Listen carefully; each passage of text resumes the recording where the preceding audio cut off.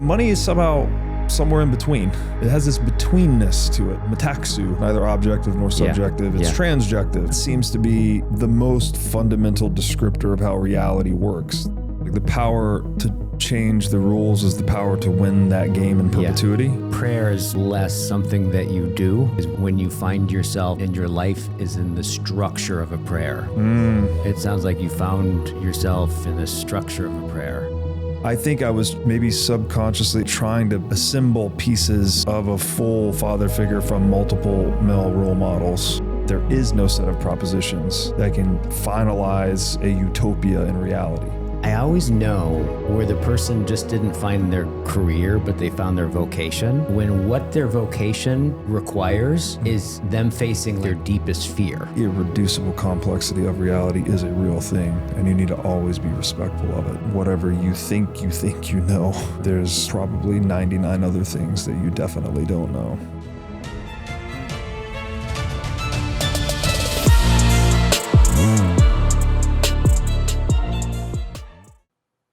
Welcome. Oh yeah, glad to be here. Welcome to your house, and thanks for thanks for having me. Thanks for coming out. Yeah, absolutely. So we're gonna be I'm gonna be interviewing you this first one, and then tomorrow I'm gonna come back and you're gonna interview me. So so can take it easy. Yeah, because tomorrow I'm gonna get you back. You're gonna pay me back. Yeah, totally. So a few things I wanted to talk with you about. First of all, Breedlove.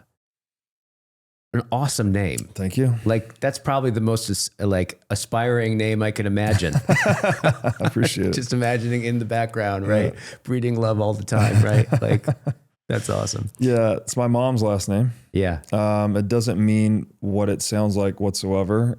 I have an ex-girlfriend got me I don't know what it's called, but they just show you the history of it, basically where the name comes from. Yeah.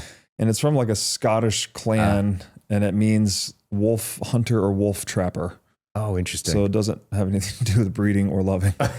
You know, it's like bridal wolven, which meant wolf trapper or something like that. And it changed forms over time until we got off the boat here in North America. Totally. So my name's Sengstock. Yeah. In I think Old German, it means singing stick. Okay. So do with that as you may. All right.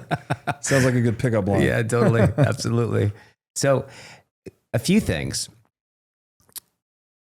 One is, I wanted to talk about the Bitcoin world. I wanted to talk about what this question, what is money? Mm-hmm. What is it about it that calls to you? And it sounds like it's called to you on some level for a long time. Mm-hmm. I wanted to talk about that. I also wanted to talk about this, because as in preparing for this, I went on your channel. I've been watching a bunch of your videos and kind of like diving in, but I counted how many interviews that you've done in the last, I think 4 years, at least on YouTube. Mm-hmm. I think it's 756. I think our episode count's around 600, but we released other videos as well. So that might be the total video output number. And we, sometimes it's like a video of me doing a keynote at a conference. Yeah, I didn't really distinguish a lot because most of them were that. And some of them are shorts too. Yeah. So they're just clips from the podcast. So the actual podcast interview number is around 600 released. Yeah, so 600 conversations, right? In the last 4 years. That's about 4.5 years. Yeah. Is that average about 2 a week for 4 years? Is that? We were doing, initially we did like 5 a week, then we did 3 a week. Yeah. Recently we're on 2 a week. Yeah. So one of the questions I have is just, what are you up to? You're up to something, right? You're up to something. And like, what is it? Why this form, right? And especially as we were talking earlier, by the way, it was really good kind of spending time with you and your daughter, and like in the text exchanges that we've had of, like these maybe I'll even read some of them, these like deeply philosophical kind of inquiries on text. I love that stuff. Yeah. I've been excited to have this conversation. So it's nice to get philosophically nerdy with someone. Totally. Totally. We could totally go there. Yeah. But there's, especially like hearing that this has been at some level, my understanding is like you consider yourself an introvert. Yeah. And this is super public, right? Not only super public, but like five episodes a week, right? Really putting yourself out there. And I understand that you've also done a lot of writing too. Yeah. So the writing, I've been a lifelong reader. Yeah. My mom was very encouraging of that as a habit. Just that. Yeah. I think I was a very curious child, asked her a lot of questions to the point where she's like, okay, any questions you have, here's where you go with them. Just go and read. And that imprinted in me like, oh, this is the way to solve problems, right? Yeah. If you have something you don't understand, you go read and you learn about it. Yeah. There's also probably something there. Like the more I get into my own self-work, a lot of people that have trauma when they're young, they'll escape into the world of symbols. Yeah. And so I think I probably got a bit of that too, that I like really overly went into the books. I've noticed too in times in my life where like I've had crises, like some of the stuff I was sharing with you earlier. Yeah. When I really didn't know what to do, I would just double down on the books. It's like, well, let me just read. Yeah. And so that's been a pretty much a lifelong habit since I was, 11, 12, 13, been reading pretty seriously most of my life. I try to read a book a week right now, which technically is 40 pages a day. Yeah. Is what I try to do as my daily commitment. And that's about a normal sized book a week. Yeah. The writing didn't come until I got into Bitcoin, actually. I was just trying to, a lot of people have had this experience. They discover Bitcoin. They have the epiphany that, oh, this is a really big deal. Yeah. And you start consuming all the content you can, which for me was mostly written content. I did listen to some podcasts as well, but mostly written content. I would say the Orange Pill book for me was The Bitcoin Standard by Saifedean Ammous. Yeah. And so as I was going on that journey, I reached a point of, I guess, saturation that I wanted to start writing about what I was learning to try and like share it with other people. Yeah. And this is all pre-podcast. And then, inspiration for starting the podcast,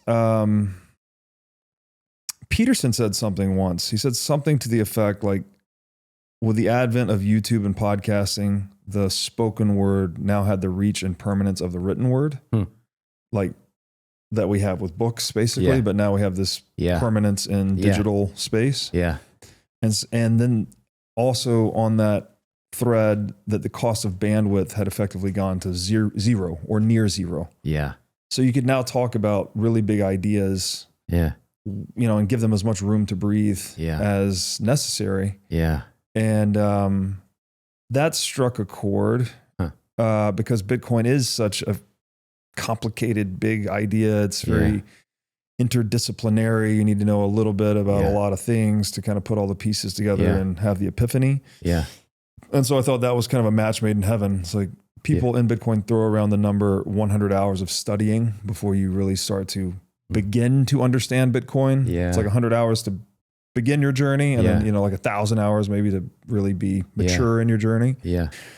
And so those two things, I was like, oh, we now have this very cheap bandwidth. Yeah. It's got a lot of reach, a lot of permanence. You can take big ideas and get them out there very fast. Yeah. And then Bitcoin is, this philosophical rabbit hole. Yeah. Boom, match made in heaven. Yeah. So also going through, because I am, and I identify as an introvert when I've taken the Myers-Briggs test. Like sometimes I test as an extrovert. Most of the times I test as an introvert. So I'm like near the middle, but I tend to be, I feel like I recuperate my energy in solitude. Yeah.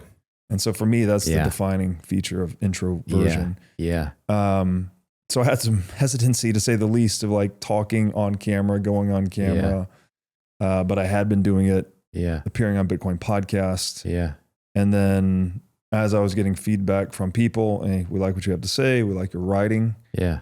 And then going through some crisis in my personal life, which I shared with you earlier, kind of left me at this point of desperation to some extent. I was like, I don't know what else I'm going to do at this point. Yeah. Yeah. And so I jumped into the podcast circuit and then got very lucky with the big first guest. Yeah. And it went from this, kind of... Who was your first guest? Michael Saylor. Yeah. Yeah. I thought it was just going to be kind of a nerdy side project, you know, when you start a podcast. At least I didn't have very high expectations. I thought it was just going to be something I did. Yeah. And because he was the first guest, it did immediately become a viable commercial business. Wow. Wow. By episode 9, like I had all of the ad inventory sold and all that. So became a business immediately. And then that gave me a lot of freedom and opportunity to just be kind of a professional nerd / philosopher. I just got to go down these rabbit holes, read the books, talk to the people I wanted to talk to. Yeah. And that's what I've been up to so far. Wow. Yeah. Yeah. This is, one of the things that was striking to me. I didn't know this. Is it sounds like in 2022, which is when you started the podcast, was also November 2020 or 2020 rather, was also the same period that you were in a pretty dark place in your life. Mm-hmm. Yeah. And so it was just interesting to me, like something about that makes sense hearing that, like that in some way, the unfolding of your podcast is actually the unfolding of coming out of this darker time. Right. For sure. And because I get this sense with you where, for example, like I was going through some of your titles, and in my mind, I just replaced the word Bitcoin or money, and I just replaced it with like something like God or love or something like that, something inexhaustible. And pretty much, like if you replace the word, most of them, it would work. Right. And so my sense is, right, that there's something actually deeper that you're called to in this. Right. Now I've heard you talk a lot about, like, refer to yourself as like really cognitive. And I know what you mean, right? Yeah. I know what you mean. It's obviously like you've developed your cognition. You've been reading books for a long time, right? Like you're clearly really intelligent. So I get what you mean when you're talking, when you say that. However, my intuitive sense, and I wanted to ask you about this, is like, it seems like whatever it is that calls you to cognize is nothing totally cognitive. There's something, I just kind of get this sense, and it seems like for whatever reason, money, well, I'll ask you this, is money for you a mystery? Quite. Yeah. So yes. I've been asked a lot, right? Like, why that question? Why did you name the podcast that? What is it about that question that's called you, as you're saying? Yeah. I first have to give credit to the book, which I think is on the shelf behind me here. Creature from Jekyll Island. Creature from Jekyll Island. Yeah, I've heard you quote that book a lot. Yeah. So I read this book when I was 20 years old. It's about the inception of the Federal Reserve. It's got a history of central banking. It does. I think there's actually, I read it when I was 20, but I listened to it recently, probably 2 years ago. There's a subchapter in that book titled "What is Money?" Right? He actually goes into the ontology or the nature of money. Yeah. And so maybe that planted a seed. I've got to give credit where credit's due. I didn't consciously use that as the name of the podcast, but it definitely left a very significant mark on me. Yeah. And when I reached the conclusion of that book, I guess my realization was that central banking was the biggest meta problem in the world. You might say I didn't have this language at the time, but now, drawing on a lot of conversations you guys have on this little corner of the internet, as you'd like to call it, it's the problem that's upstream from the most problems. So, money printing is used to fund things like, propaganda, warfare, et cetera, which we go into a lot. Yeah.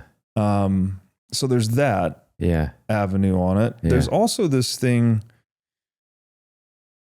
and I guess I don't know if this is an intuition or what. I used to say to my friends in college, I thought reality was like liquid, basically, that everything is interfacing with everything else and everything affects everything else.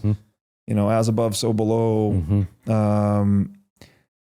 More recently, I would say it has something like a language-like structure, which is kind of like the logos, perhaps. The logos is obviously, I've only in the past few years started to develop conception and language around that, but the idea of what does Vervaeke always say, right? That you can only ever see one side of the phone, right? Yeah. You can only see half the aspects, I guess you might say. But what is it that interconnects the aspects into one structural whole? Right. That is the through line that interconnects all the aspects, is the logos of the phone. Which paradoxically isn't ever one of the sides. Yes. It's the thing that withdraws yet somehow accounts for and shows at the same time. Yeah. So there's properties, physical properties, squareness, hardness, whatever, shininess to the phone, but it's not a property. The logos is not a property of the phone, but it's that which connects all the properties. Yeah. Might be another way to say it. Again, this is a domain that's a bit mysterious. Yeah. I think that money is somehow related to the logos. Money is often defined as the language of value or the language of human action. Yeah. Some even call it the language of power. Yeah. It does have this communicative function, right? It generates price signals. This is what coordinates entrepreneurial activity at scale. It's a very efficient data compression technology. So people can just see a price change. They don't need to know any of the story, right? They don't need to know that there was a fire here, an earthquake there. They just need to see the price change. Yeah. And as a producer, you're incentivized to produce more. As a consumer, you're incentivized to produce less. Consume less. And so that's how we self-organize in the marketplace, is basically using the medium of money as a language. Yeah. It also has, again, to use a Vervaeke term, it's a bit psychotechnological. Yeah. Right? We think in terms of money. We negotiate in terms of money. We look through money when we're engaging in business planning, all of these things. So I think I'm comfortable saying money does have some linguistic qualities to it. Yeah. And then again, as you're talking, you're basically kind of, as I just realized, it's like, as you're talking about money, you're basically showing all the aspects, like you were the phone, like all the different aspects. Yeah, totally. Yeah. But this is just kind of one aspect, right? Because that's just under one definition, right? Money is the language of value. You could go into all these ways in which it is like natural language. Totally. Yeah. So it's got a linguistic aspect to it. But it's also because mathematics is a language too. Yeah. Right. Not just natural language. Yeah. We also have mathematics. The mathematical aspect. Yeah. So natural language, I think, is mostly used to communicate our subjective experiences. Yeah. Right. We're interconnecting our minds and sharing conceptual landscapes with one another using natural language. Yeah. Spoken language, verbal language, right? Yeah. English, what we're doing right now. The thing we're doing right now. Yes, and it's an open source software we're using to share subjective experiences, let's say. Yeah. I think mathematics is it's a different form of language that we use to communicate about objective experiences. Right. Not even, I don't know if experience is the right word, but mathematics obviously has a very tight grip on the universe, right? Yeah. It's the language of engineering, accounting, et cetera. Yeah. And then money is somehow somewhere in between. Yeah. It has this betweenness to it. A term I've discovered recently by listening to you guys is the metaxu. Yeah.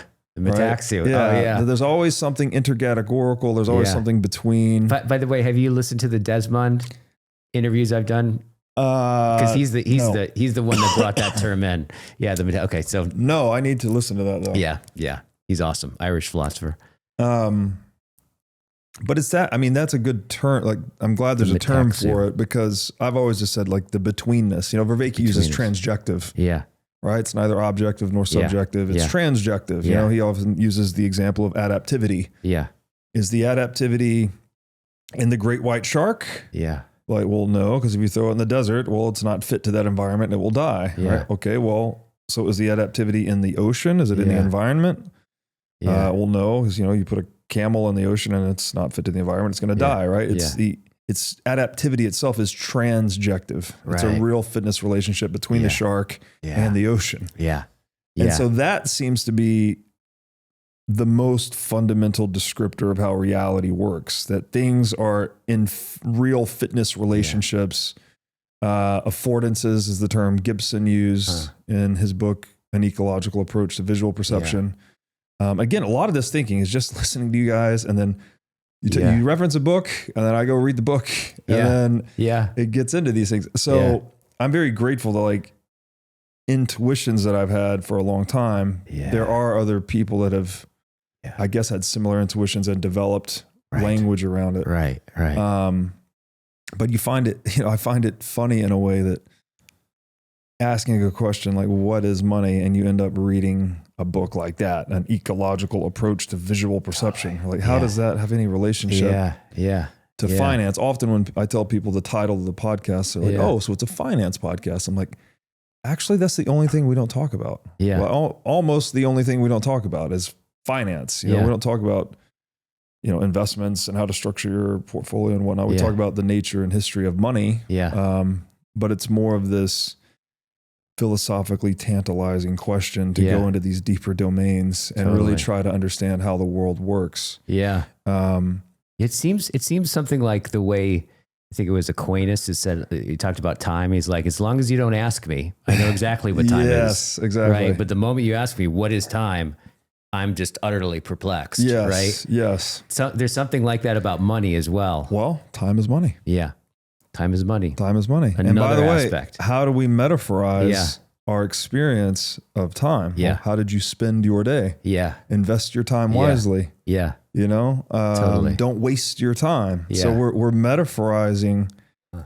We're using the embodied experience of transacting in money to describe the abstract experience of time. Yeah. Yeah. And so that's very interesting to me too. It's not just, I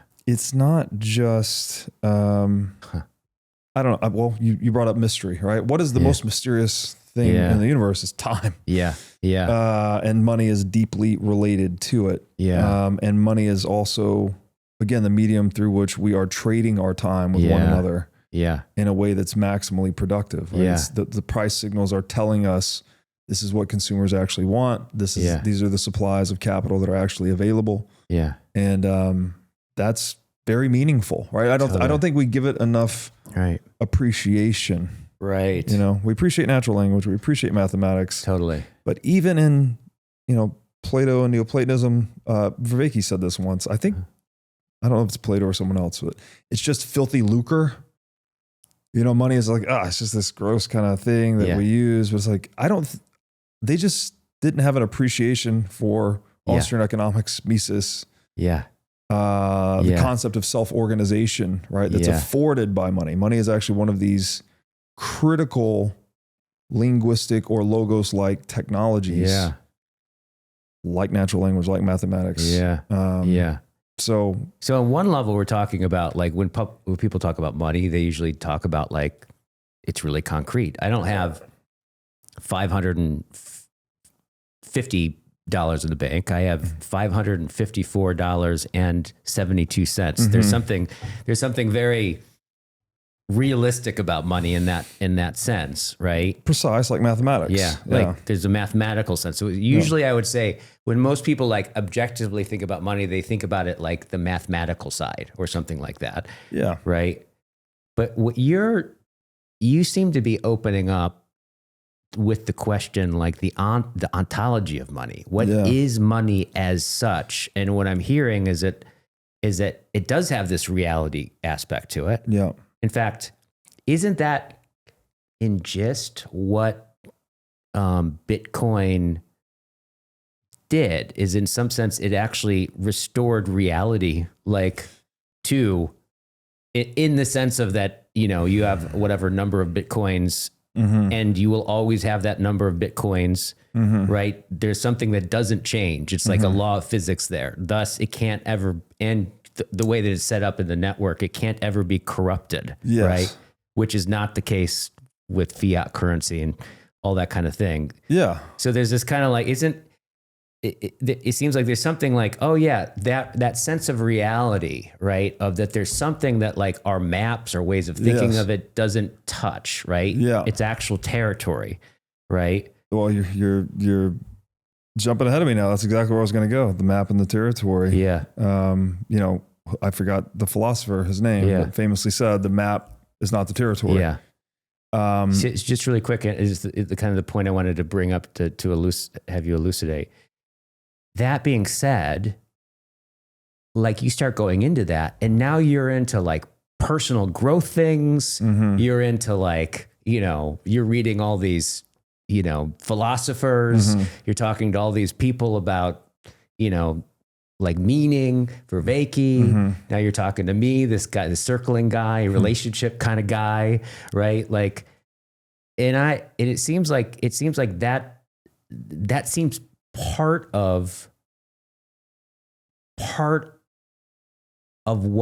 the phenomena of money somehow. Like all that is connected, yet there's this kind of territorial part of it, this reality, but yet there's all these other points of reality that aren't as mathematical or like that. Yeah. Well, it's a true mystery. I'm going to try to answer what I think you're asking, but let me know if I'm going the right direction. I don't even know what the question was. I appreciate you trying to hear a question out of that. No, yes. the quote and I think this is one of the most important. Well, I'll just share all three of them, I guess. I think 3 quotes that I always come back to. I think there's some of the most important philosophical quotes. Yeah. First one's Tesla, right? If you want to understand the secrets of the universe, learn to think in terms of energy, frequency, and vibration. Energy, frequency, and vibration. Yeah. So reality is energy, it's musical, it's interconnected, it's relational, there's always betweenness, right? Yeah. We often think our words are reality, but they're just maps. Yeah. Or the irreducibly complex territory, Yeah. which brings me to the second quote, the map is not the territory. Yeah. There's always a delta between reality and representation. Yep. And when we don't appreciate that, we become vulnerable to very serious errors. Yeah. Up to and including totalitarianism. Like when ideologies. Exactly. Yeah. When you think that, Vervaeke says this, right? When you think you can collapse the totality of reality to a set of propositions between your ears, like you've ignored all the other centers of knowing. Yeah. You also are in this position where you think, oh, you're an actual know-it-all, right? Like we've actually, from each according to their ability to each according to their need. That's all we need to do, and we'll usher in the utopia. You have ideas that are so good and so profound that it's okay to go out and coerce people into accepting them. And if you need to kill a few people to get to that utopia, well, it'll be worth it because it's the utopia. Yeah. But if you have, and this goes back to God later, I think one very useful conceptualization of the word God in natural language is a word for that which is beyond words. Yeah. So if you take God seriously just in that respect, not even getting theological about it, maybe that is theological, I'm not sure. Yeah. But you'll have this reverence and appreciation and humility that there is no set of propositions that can finalize a utopia in reality. Yeah. Right? That we need this ongoing process of truth discovery. Yeah. The third quote that I often come back to is Musashi, "The way is in training." We could unpack that one more later, but I think that's got a lot of meanings. What was it again? The way is in training. Yeah. Okay. And so if reality is fundamentally vibrational, right? Energy, frequency, and vibration. We're all vibrational systems. There's this concept in physics called entrainment. Yeah. When you put 2 systems near each other, they start to harmonize, right? You put 2 women together in the same space long enough, they'll start their menstrual cycle will synchronize. Husband and wife start to look like each other over time, talk like each other over time. People start to look like their pets. Yeah. There's Rene Girard's whole thesis of mimetic desire, that all human interaction is fundamentally imitative, and we're constantly imitating one another. Yeah. Our personalities become like an amalgam of all the imitative relationships we've had over time. Yeah. Not one for one, but like the people that we look up to or we find awe-inspiring. Yeah. And so, everything's energetic, it's vibrational, and words are still strange here. Like I would like to reduce words and say, oh, they're just maps for the territory of reality, but words too are vibrational in their own way. Yeah. The meaning of words is not as objective as we often think it is, right? There's the speaking is as much a language as is the interpretation. Yeah. Right. And so the conversation's always this dance between 2 parties. Yeah. And maybe that's what contributes to the entrainment of our minds in a conversation. It's like we're vibrating on a certain frequency. Yeah. We're using the open source technology of English to try and get on the same wavelength. Yeah. And then we can engage in distributed cognition and solve bigger problems than we ever possibly could in isolation. Yeah. Right. So that's natural language helps us do that, but also mathematics helps us do that, but also money helps us do that. And so it's like we become one coherent whole when these things work well. Mm-hmm. Right. And, I guess that gets back to the logos in a way. I don't know exactly. One of the more primitive definitions I've heard of the logos is that it just translates as word or ratio. Yeah, so many different ways of translating it. Yeah. But obviously the ratio, which I think is very essential, in mathematics, we have, the ratio, numerator and denominator. And proportionalities in there, right? Yes. With ratio, yeah. And all proper the proportion, yeah. All the sacred geometry, sine, cosine, these are like the ratio basically of one side of a triangle to another side of a triangle. Yeah. All the mathematical constants, right? Pi, it's basically the relationship of the circumference and the diameter, right? It's 22. All these things are ratios, basically. All of mathematics is constructed in ratios. Yep. Similarly, natural language is constructed in metaphor, basically. But instead of numerator and denominator, we have target domains and source domains. Yeah. And this is not just the construction of phrases. Yeah. Time is money. So you mean target meaning where it's headed? Like, so I would be the source.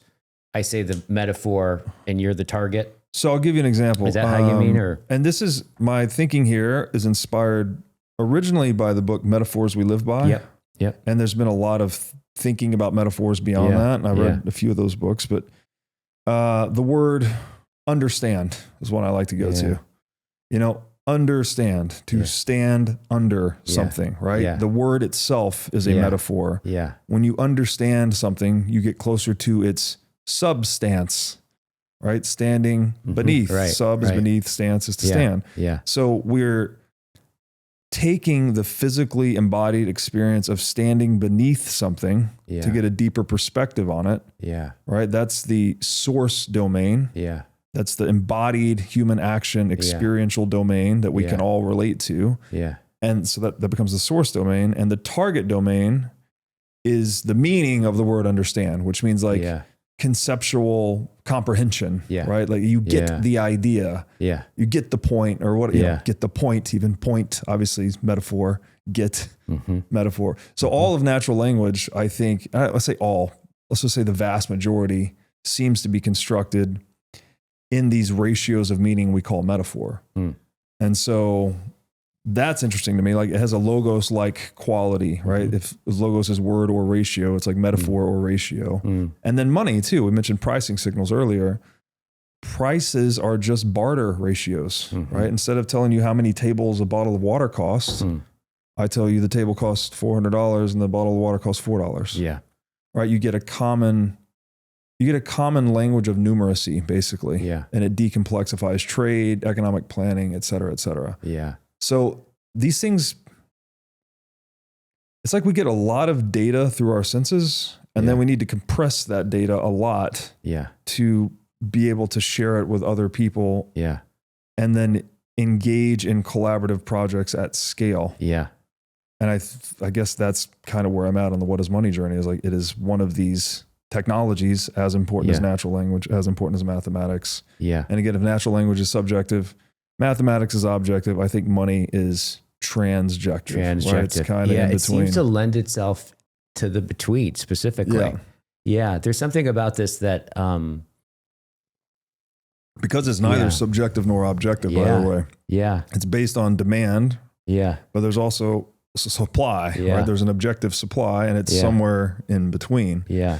A lot of people like to say money is a belief system, which implies that it's purely subjective and we could just make bananas money. Yeah. But that's not the case, because there are objective properties that make some monies better than others. Yeah. And there's a reason we choose things like gold to be money and not bananas. Yeah. So it's neither subjective nor objective, but it's somewhere in between. And then it's also like, it also has a lot to do with basically naming worth. Denomination. Worth. The word nominate, like to denominate is to name something. Yeah. When we talk about denominating things. And to name something, doesn't name what something is worth. Worthiness. it is an appraisal. The technical terminology from Austrian economics is that money doesn't measure value because value is subjective. I have to read clearly. I have to read the Australian economics. Austrian. Austria. Yeah. If you read the Australians, you might end up surfing. Okay, guys. No, I highly encourage people. Yeah. You could just start with, honestly, Safeteen's book, The Bitcoin Standard. Yeah. It doesn't even mention Bitcoin until like the last third of the book, last quarter, but he gives a really good intro to Austrian economics and money before he introduces Bitcoin. Okay, cool. And that was my entry point. iCoin Technology has released a slick new hardware wallet. It looks like a mini iPhone with a high-res 3-inch touchscreen and camera on it. The device has no Wi-Fi, no cellular connection, and no GPS. It is an air-gapped hardware wallet which uses QR codes and a camera to communicate with the Bitcoin network. It has a built-in camera which is required for air-gap operation, and it has an optional Bluetooth compatibility. It's really a brand new user interface and user experience for a Bitcoin hardware wallet. iCoin makes self-custody accessible, easy to use, and non-intimidating.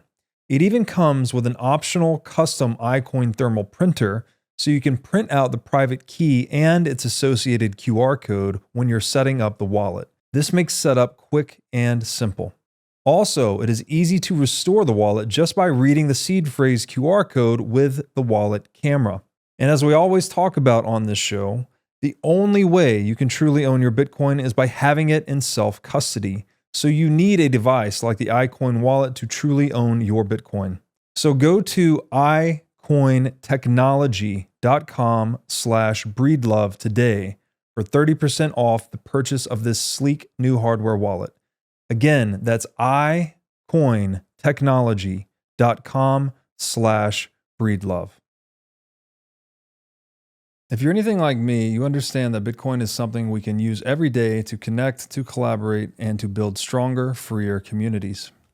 As true Bitcoiners, you all know we are each responsible for onboarding more Bitcoiners. That's why I chose to partner with Cowbolt, an expense splitting app that settles in Bitcoin. It can be as simple as splitting a dinner bill. Your friend covers dinner and you reimburse them, but you send it back to him in Bitcoin. Now your friend has their first sats.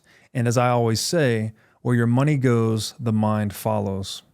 By using Cowbolt to get Bitcoin into the hands of your friends and family, you can help us orange pill the world. Cowbolt is built to let you split costs, share expenses, and settle instantly, while always keeping full control of your keys. Cowbolt is simple, social, non-custodial, exactly how Bitcoin was meant to be used. If you're serious about Bitcoin, it's time to act like it.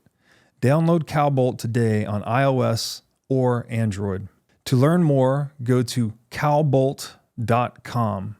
Again, that's Cowbolt, COWBOLT.com. How, in what way is money a mystery, right? Like the way God is a mystery, the way love is a mystery, right? Yeah. And I was talking about noticing the way that you use Bitcoin and money. Oftentimes I just played with the, in my imagination, like replace that in your titles, right? Switching it out, and they worked, right? You know, what I actually did, I've never, and I want to be like, before people obviously be like, oh, wait, you're identifying money with God. That's, the love of money is the root of all kinds of evil. Mm-hmm. I hope I'm not doing that. Yeah. Like, if anything, I hope the Bitcoin journey has taken me the opposite direction, right?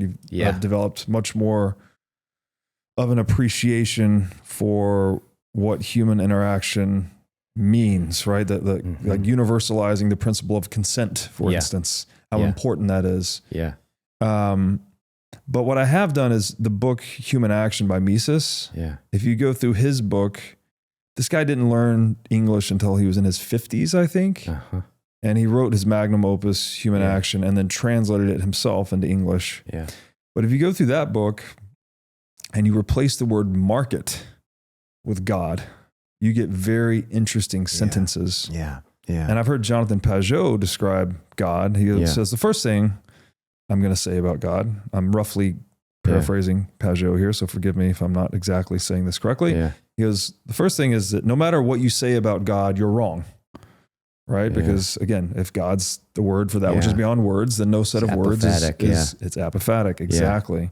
New term I came to recently, but yes, it's apophatic. But then he goes on to say, but what God is, at least in the Christian tradition, is that it's a community of persons. Yeah. Right. And that's what that's Christianity, when you really look at it, is so strange. Yeah. It's so, I think beautifully strange and mysterious. I agree. Yeah. I agree. I found a lot of beauty and strangeness and mystery. Yeah. Not just in Christianity, but in a lot of the religions and wisdom traditions. Yeah. Seen through this lens that you guys are using. And well, I'm personally surprised because, I mean, I just had so many. I mean, for me, Christianity was the reason why there weren't cartoons on Sunday, right? Because they'd have the church services on, right? It was obvious Saturday was always the cartoon day. So it was like Sunday, they stole the cartoon, right? So that was my kind of this cartoon image of Christianity and the God in the sky and all that kind of stuff. But so really penetrating into some of those texts and diving into especially the Christian mystics, right? And things like this. In fact, Origin talked about, I believed he talked about the mind as a marketplace. He used that metaphor. Who's Origin? Origin's like one of the very, founding theologians. Oh, really? Yeah. I would love to read about that. Yeah. I think it's Origin. Origin. He's also the first one said that slavery should be abolished. Wow. Before, and this is, interesting. Yeah. Yeah. Interesting. David Bentley Hart makes a lot out of Origin. Okay. Right? Yeah. Fascinating. Yeah. There's an argument made in Saifedean's later book, Principles of Economics. I don't think it's his original argument, but he packaged it very nicely. Yeah. That it was actually the Industrial Revolution that led to the sunsetting of chattel slavery. Because when you get industrial capital, first of all, the value of people's time goes way up. So the input human labor becomes a smaller proportion of the total output, basically. Further, it's much more difficult to enslave someone that's operating a piece of heavy machinery, right? Yeah. First of all, they might sabotage, they might use that piece of machinery to rebel. Yeah. And this gets even further compounded when you get into the digital age and knowledge work, right? Like, how are you going to coerce someone to engage in knowledge work? Like, maybe it works a little bit at the edges, but it just seems like less feasible, basically. Yeah. And so I think the market, it really is a very profound thing, right? It's what gives rise to these technologies. These technologies often define how we organize ourselves socially. Yeah. Did the industrial age or industrial age technology, was it the sole contributing factor to the abolition of slavery? Probably not. Like, there's a lot of factors at play. Yeah. But I do think there's good arguments to be made that it did contribute to some extent. Yeah. The other thing that's interesting about the market and God, this is something Peterson has said before, right? Like, God is the omniscient, omnipotent, omnipresent, right? So knows everything, is all powerful, is everywhere. Yeah. Okay. What is the only thing that being lacks? The limitless being. What does that being lack? Well, the being lacks limitation. Yeah. Therefore, we need the imago Dei, right? We are made in the image of God to complete God in a way. Yeah. God needs to experience finitude and limitation in us to complete himself, even though it's not exactly right? He's transcendent and perfect and all these things. Yeah. But the connection to the market there, which again, Peugeot described God as a communion of persons, as explicated in the Christian Trinity, is that the marketplace, I think, is the closest thing to an omnipotent, omnipresent, omniscient entity, right? It is, as Vervaeke often says, it is in distributed cognition that we solve our biggest and most complex problems. Yes. In the first chapter of Matt Ridley's book, The Rational Optimist, he talks about how no one knows how to make a computer mouse. Yeah. No human knows how to make a computer mouse. Yeah. No company knows how to make a computer mouse. Yeah. Only the distributed logistics network of the global economy knows how to make the computer mouse. That all that know-how is not contained in any one place. It's only when people come together and collaborate with honest price signals that we can give rise to these very advanced technologies. Right? So it's very omniscient in that perspective. It's also omnipresent, obviously, anywhere there are people trading, which is basically everywhere. There is a market. And then it's also very powerful, right? It is the means, again, Safety goes into this in his book, like even militaries depend on markets to create weapons. Right? The military itself is not a market phenomenon, right? It's just going and blowing. It's the opposite of a market in a way. It's not respecting private property and trading. It is non-consensually blowing people to smithereens. But to manufacture the means to blow people to smithereens, it depends on markets. It's not like the government's sitting in some chamber, like manufacturing its own weapons. It actually needs trade and the movement of knowledge and goods to create these things.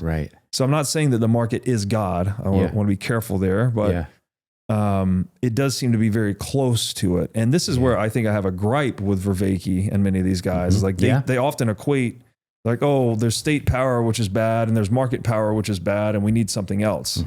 I'm like, no, I don't think we have. The market has been hampered throughout all of human history, as far as I can tell. And we've gotten better, right? We've come a long way, right? We're in the digital age, et cetera.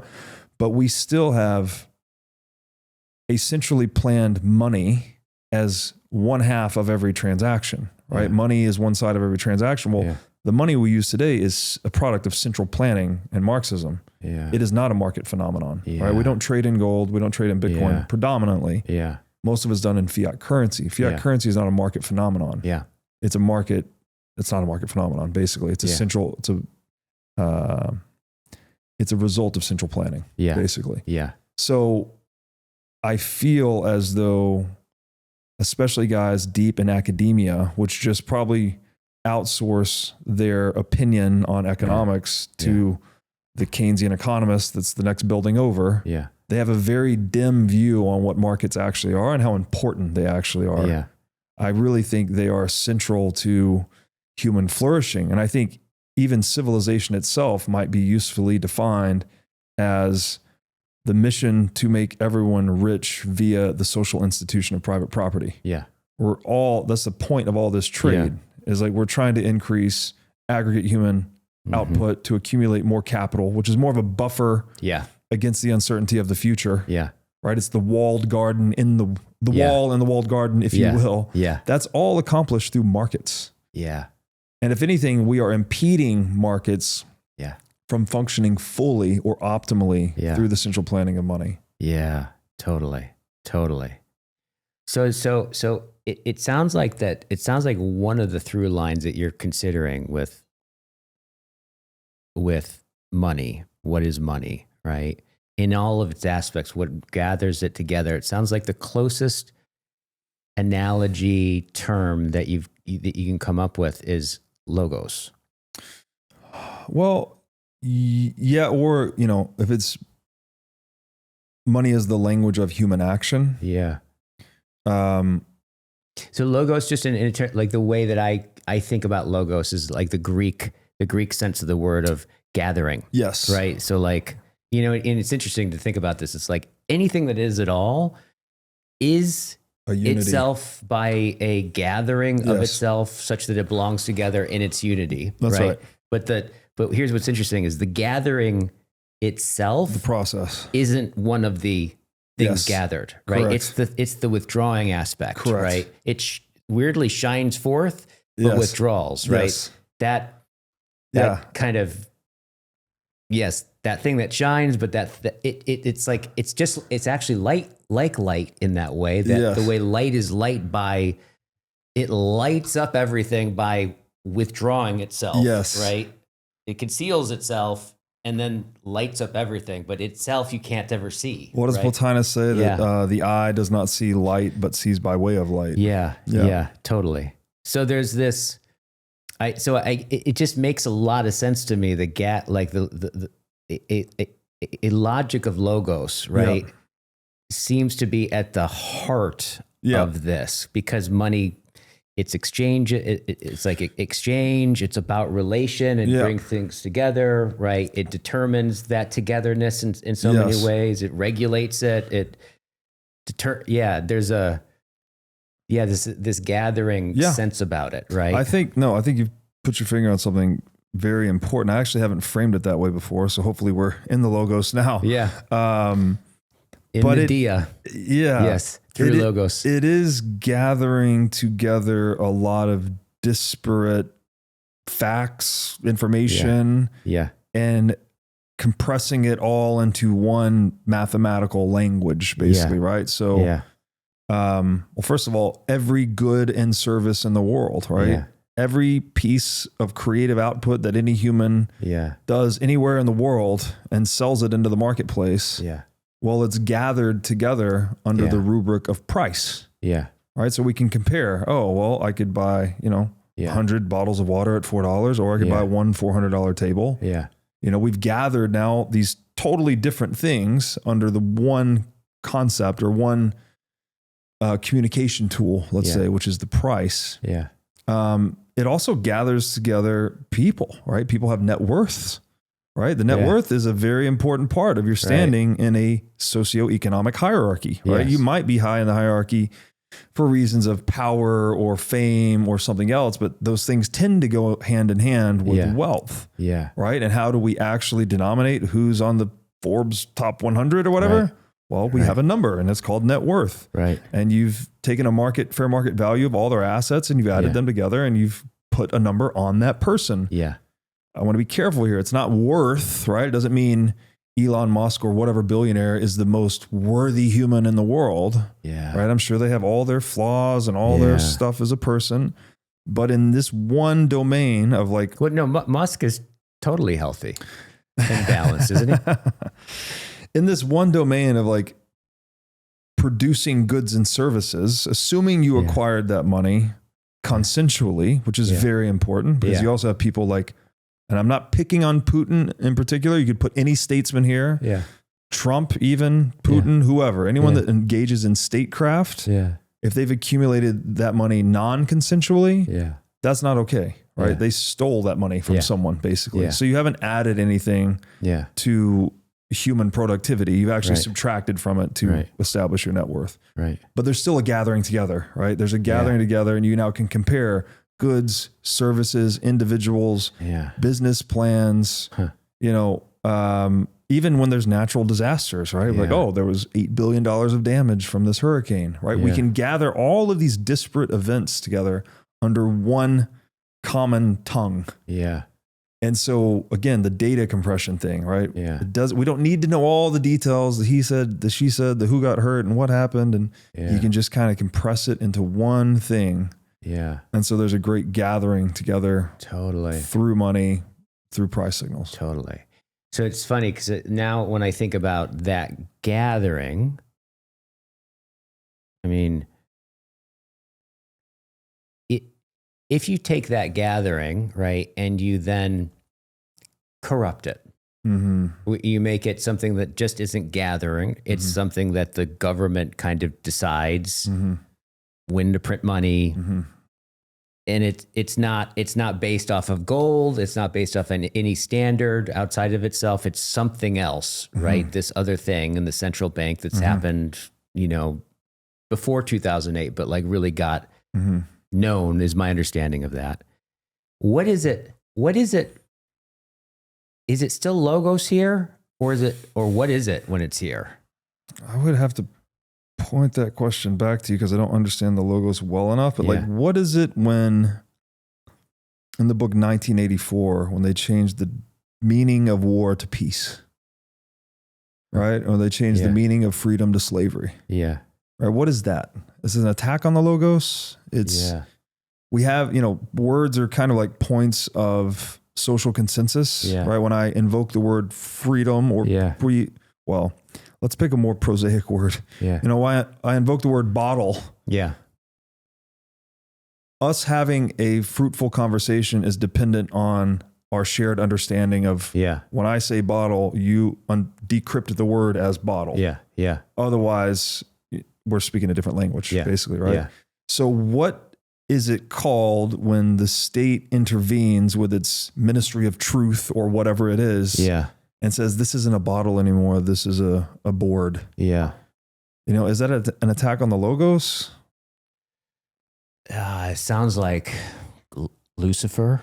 Yeah. Like in some real sense, right? Is it sounds like you're now human decision is taking over something like a platonic form, right? Yeah. It's taking over. It's like saying, no, we say this based on whatever that is, right? Which I think we start to get into. Intellect essentially becomes, religiously, if the intellect is at the top, well, that's you have Faust, right? You have right, like evil is the force that believes its knowledge is complete. Totally. Yeah. I think that's what comes up for me is like it replaces logos with human intellect, misplaced at the top of the hierarchy. Right. In some sense. So, the connection I would make is like the meaning of words in natural language is a process of discovery, right? It's not centrally planned. English is not, there's no English planning committee so far as I know. Like it's an organic thing. It grows and changes over time. The meanings of words change over time. New words come into existence. Old words go out of existence. So that's like, it is a market process in a way, right? It's a truth discovery process. Like buyers and sellers, if you will, which are like kind of participants to a conversation. Right. They're mutually interacting over time. And then what they land on is a point of social consensus and whatever sticks and propagates becomes the word, right? It becomes the definition of that word. But if a state intervenes and says, no, that's not what this word means, it means something else. You've intervened in the market process. Totally. You've distorted the market process. This is very similar to what central banks are doing. When, the price of a house is $400,000, that's where supply and demand met, right? Like the actual organic demand, the subjective demand of consumers met the objective supplies of houses that producers have created, where supply and demand intersect is the price point. Right. So that's an organic thing. But if the central bank prints money, then you can create that you no longer know that it's the intersection of supply and demand. It can be an illusion created by monetary policy. So there's an intervening into the truth discovery process, either of price discovery or the establishment of words and their meanings. Yeah, totally. It's interesting because words, there's a lot of different like theories about language, but the one that seems most kind of obviously true to me is words.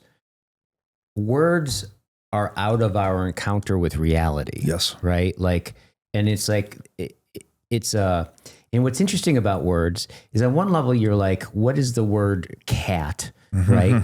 Is there something about the sound cat? Is it what exactly is going on there? I don't totally know if I understand this, but Wittgenstein, his later work basically like proved that you can't have a private language. Therefore, words aren't in here. They're not just subjective, right? They're transjective. They're between. That's right. So there's something, we can't just choose any word for anything, right? So there's a reality there, right? And they are, I would say, out of our encounter with reality, and for whatever that particular faux name, like then starts to get developed, and it holds that there's a through line through that. So if basically, right, Nixon comes along and says, I'm just going to put a different word there. Essentially, I'm going to say that word now means this, or I'm going to change it. What else could that be other than essentially taking over and making a reality claim, right? But not based on reality, right? Backed by the threat of force. Presumably, if it's Nixon doing it, right? Like, okay, if he's going to pass a law and it's being compelled by the force of law. If you don't use the word the way Nixon wants you to use the word, then you face some type of consequences, right? Legal or physical. Right. All legal is obviously backed by the physical. So one thing you did there that was very interesting, I thought, is there can be no private language. There can be no private money either, actually. Now, people often describe, say, Bitcoin and gold as private money, and that is not state sponsored. Right. These are emergent monies, but they're not private. Right. They need the network effect. Yeah. If there's no network effect, then there's no money. Yeah. Right. There need to be willing buyers and sellers of the money. Yeah. And people holding the money. Yeah. For there to be a money. Right. Yeah. Just like there need to be willing speakers and listeners to the language. Yeah. For there to be a language. Yeah. Totally. And what was the second thing you said? You said no private language. The second thing you said also resonated with money, but now it escapes me. He said, therefore, if the government basically takes a word and like replaces it with another word or changes the meaning of that word just because, it's kind of like it's smuggling in there something like a private language, right? Yeah. Like now all of a sudden the government is trying to be God, right? And it's funny. There's interesting, I don't think we should go there, but like interesting things about woke, right? Woke, like that are really. I think that's a very, very important avenue actually. Yeah. That, well, Wittgenstein, it's all a language game ultimately. Yeah. So when you start creating confusion around very basic identity terms, like now we can't define man or we can't define woman. Yep. Aren't you then disabling people from using language as a means of dispute resolution and rational discourse? Yeah. There's a saying that the purpose of free speech is so that our thoughts and ideas can go to battle and die so that our bodies don't have to. Right. So if we disable, or if the state disables through a state-sponsored ideology like wokeism, it disables people from using basic terminology to resolve things, resolve disputes nonviolently, or even just come to agreement on very basic terms. Yeah. Well, then you're pushing. We now don't have that nonviolent means of dispute resolution called argumentation. Yeah. We're now forced into the domain of violence. Yeah. And what do you get with wokeism? Yeah. Words are violence. Yeah. You're quite literally in 1984 at that point, once you start to attack these basic definitions. Totally. Yeah, totally. I think wokeism is an attack on human rationality. Right. And by extension, human wisdom. Right. And I think it is intended, state sponsored. Who's behind it? I don't exactly know. Deep state, central bank, whatever you want to say. Yeah. But there seems to be this intention of keeping people antagonistic toward one another, divided amongst themselves, and disabled from having upward mobility from a cognitive standpoint. Yeah. Yeah. Divide and conquer, basically. Yeah, totally. Because the greatest threats to a state are a critical thinking, unified populace that's armed with high testosterone men leading them, right? That is the greatest threat to the state. Yeah. So why not just put a bunch of funny stuff in the water and get the testosterone all out of whack, start putting restrictions on firearms, start telling them man equals woman or woman equals man, and getting them fighting amongst each other, right? It just sounds like a classic statist domination strategy. Totally. So in some sense, I would imagine you would say something like, or someone could say something like, Bitcoin is in some sense bringing a reality that is uncorruptible, right? And then living within that reality, it starts to true things up in ways that you can't actually go in there and basically change the law of physics, right? I think I was watching one of your podcasts, and I thought this was a really great analogy. It's like you said, like, just imagine if like we could go in and change laws of physics, right? And just imagine if the government got a hold of that, right? Or whoever got a hold of that and started messing with that, that would be like monumental, right? In a certain sense, right? Yeah. Well, yeah. What I've often said before is like the power to change the rules is the power to win that game in perpetuity. Yeah. So if there was a power, so call it a black box that could alter gravity or the speed of light or other physical constants or the laws of physics themselves, anyone who gained control over that black box would win every political and physical conflict everywhere forever because you literally just turn off gravity or turn it way up or whatever. And you destroy your enemy at the touch of a button. And so we need, if we're going to play games together sustainably, we need stable and predictable rules on which to build a strategy. You know, I think this is very deep, actually. This is all life on Earth, right? Is built around the constancy of gravity on Earth. If that suddenly changed one direction or another, well, then all those organisms would die. All those businesses that were built, you know, buildings that were built to stand up, they would collapse. And so if you don't have that constancy and predictability of rules over time, then there is no gameplay effectively. And money, you know, it's a bit of a scoring mechanism in a way. Like obviously the intention is, okay, you could consider a profit signal. Like if someone's delivering a good or service and it's profitable.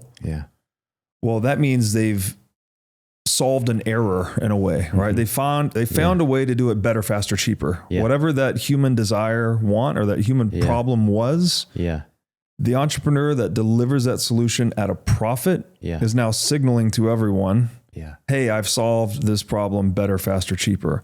And that profit margin induces more providers to come into the market space and compete for that profit margin. That's why profit margins get competed away. Right. But this is all to the benefit of the consumer ultimately. And so if you don't have stable rules where entrepreneurs can go and deliver goods and services better, faster, cheaper, have profits that signal to other people, hey, this is this is something people want solved. And the net result of that is prices decline over time. Quality of goods and services goes up. New goods and services are discovered through innovation. Right. If we don't have that process, then we have some political, physical conflict going on to take the stuff. Instead of engaging in that positive sum game, you know, the win-win game of economics, we end up in the zero-sum win-lose game of politics. And all of that is probably crystallized by Bastiat's, if goods don't cross borders, soldiers will. You know, and so the Bitcoin thing, which you asked about earlier, it's like, how do we keep the game of economics from degenerating into the zero-sum game of politics, right? Because in the game of economics, we're accumulating more and more surplus, more and more goods, let's say. And as that stockpile of goods grows, so does the incentive to come and steal some of it. So how do we restrain humans from stealing one another's stuff?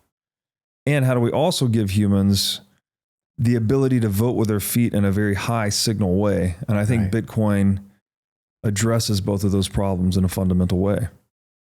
That it gives people a medium to store their purchasing power in, that if you custody it properly, it cannot be seized at all if it's done well. And then it also gives people this very effective way to vote with their feet, where you can now, if you're being mistreated in your jurisdiction, you just go somewhere else. And so centralized governments, centralized states will now face competitive pressures similar to what free market entrepreneurs face, right? If you charge a price that's too high or you deliver a product that's too inferior in quality, well, then your customers take their business elsewhere.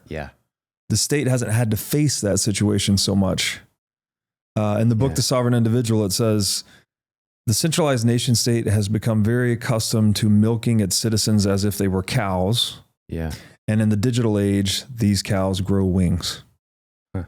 So I think this is hopefully the world that we're going into. It's like people, it's an ultimate power to the people thing, right? You're giving people a really strong form of private property and a means to self-organize in a way that's very effective and forces nation states to be accountable to the preferences of their citizens. And that, I don't know that it's not a utopia. It's not a perfect world. We're still going to have the problems of crimes of passion. There's still going to be physical violence. There's still physical property. All these things we still have to deal with. But it's a step change in the civility of social organization. Totally. Forget multivitamins and other supplements. Animal organs are the most nutrient-dense foods on the planet.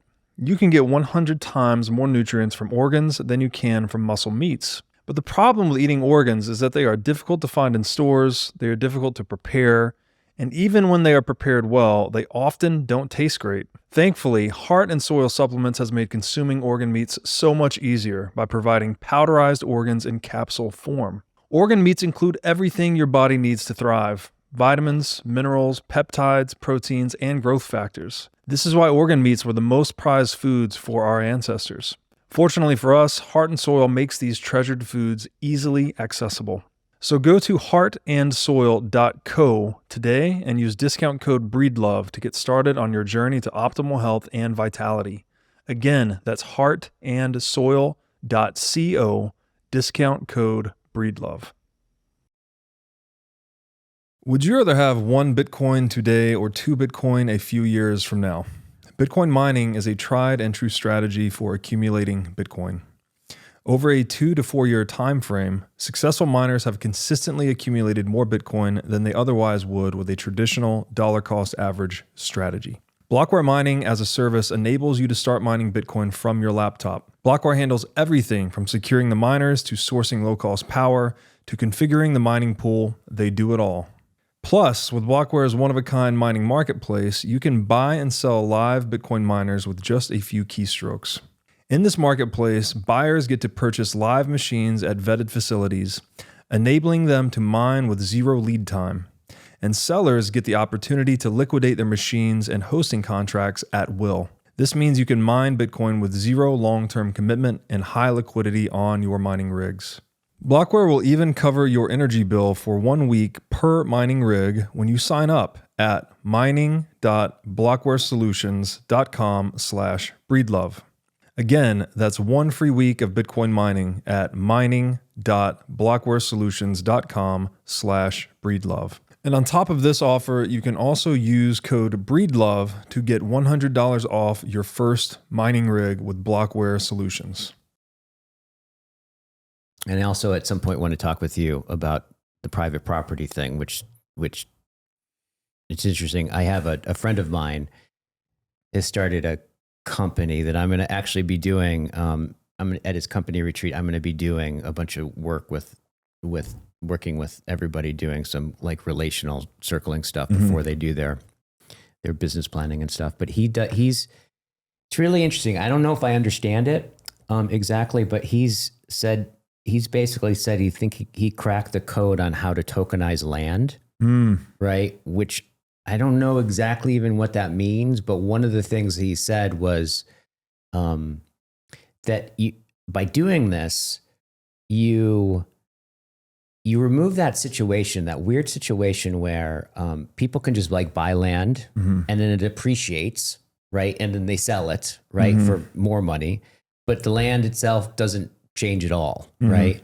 he says there's something about the way that he's like, if this works out the way that I'm understanding it to work out, he says basically like the land can appreciate value, but you actually have to buy you actually improving the land, right? It's like that. There's some way that all like plays out that encourages that factor. So is one of the things I wanted to talk with you a little bit about, of like, yeah, this thing with private property and what happens when you start to bring in a tokenization of land as such. Like, what does that do? It's like in some way. Yeah, well, it's a good question. I guess first, just to clarify what I mean when I use the term private property, not talking about real estate or any asset in particular, actually, although we typically associate, you see a fence with a sign on it that says private property. And you're like, oh, that's land I can't go on, right? Totally, yeah. But the social institution of private property is something much more comprehensive, right? It's goods, services. Yeah, the relationship, which we can get into relationality later, how important it is, but it is the relationship between an owner and their asset, right? So that they have exclusive control over a thing, right? Yeah. So I own the truck in the driveway, right? Yeah. I decide if I'm going to use it or if I'm going to admit someone else to use it. I might rent it to someone, for instance. I also have the right to exclude people from using it, which is basically I exclude everyone from using it except myself, unless I'm going to loan it or rent it to someone. Yeah. That's an exclusive relationship between me, the owner, and the asset, the truck. However, we often say private property rights. Yeah. But we fail to see that the other side of that coin is private property responsibilities. That it not only incentivizes rights, but it also incentivizes responsible stewardship of those assets. If I don't change the oil in my truck, or I don't change the tires, or whatever, if I don't maintain it, well, then I lose the privilege of enjoying the benefits that it affords me. Right. So I have an incentive to both take care of the thing if I want to use it, basically. And so that's the social institution I'm referring to in particular. And I think I'm very radical in this viewpoint. People would describe me as like an anarcho-capitalist, that I think everything should be privatized. I think public property is an oxymoron. You can't, Aristotle said this a long time ago: when everyone owns everything, no one takes care of anything. There's no incentive to be a good steward to things, to public property, basically, because no one's benefiting from it. So when I say private property, that's what I'm talking about. It's that relationship between owner and asset. It is optimized when it's inviolable or inviolate, that it can't be broken arbitrarily.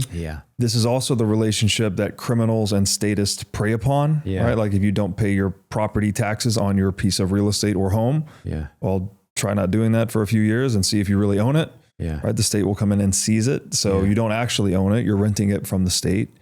So we don't have perfected private property really anywhere in the world other than with bearer assets. Like if you hold physical gold that you can defend, well, then you own it fully, right? There's no liability associated with it. You don't need to pay a tax on it, et cetera, et cetera. You own it. Basically, the same is true with Bitcoin. As far as the tokenizing land stuff, I would encourage you to research the Oracle problem.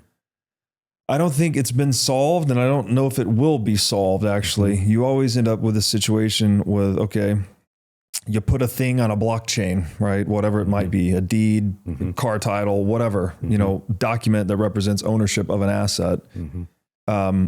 First of all, you're still grounding out in the jurisdiction itself, right? So the state that issues the car title or the deed, you still have to pay the property tax. You're still, you don't have perfected private property in any of those assets. So there's that layer of trust, but then you also need to trust the issuer of the security token that the one token is redeemable or maps to the deed or car title. So there's multiple layers of trust me, bro, which are problematic. And I don't think blockchain or anything is going to solve that. Now, I should caveat this though. There are projects being built on Bitcoin specifically that leverage its technology to attempt to solve that in some way. But I'm not the guy to talk to about that. But there are people trying to actually make headway on this problem, which is the Oracle problem of tokenizing real world assets. It would be incredibly useful if we could do that.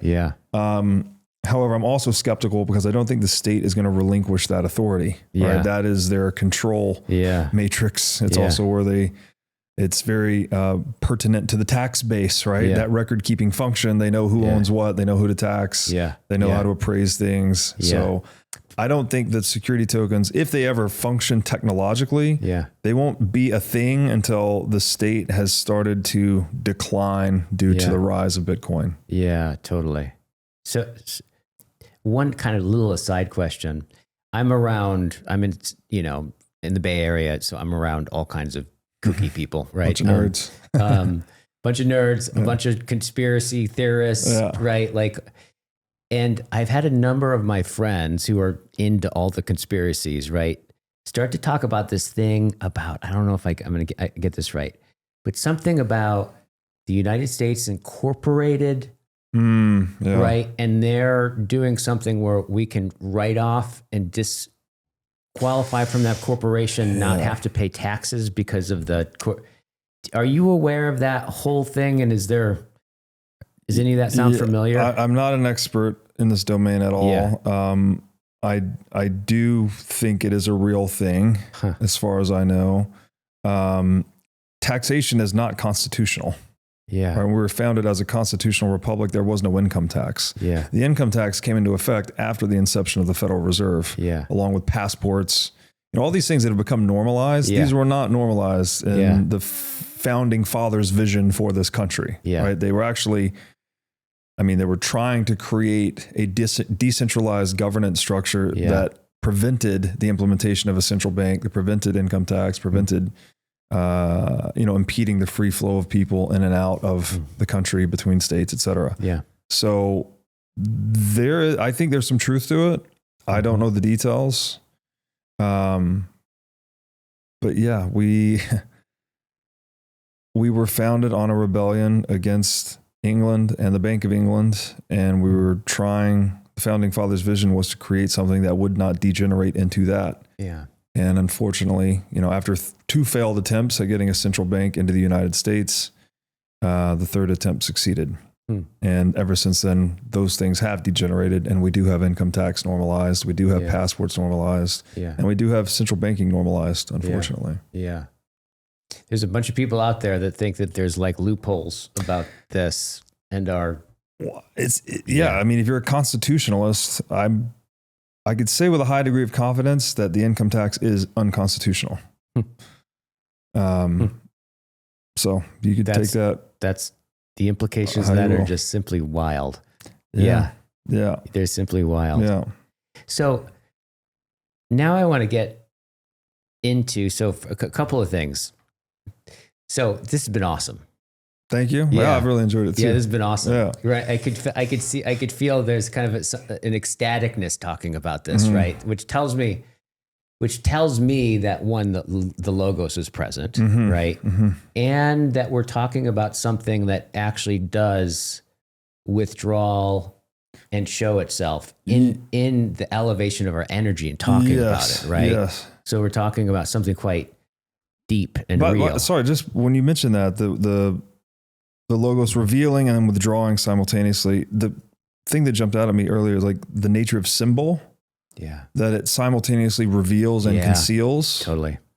And so that there's something to that too, right? Like when you're looking at the word of a thing, right? When I say phone, it's not the phone, but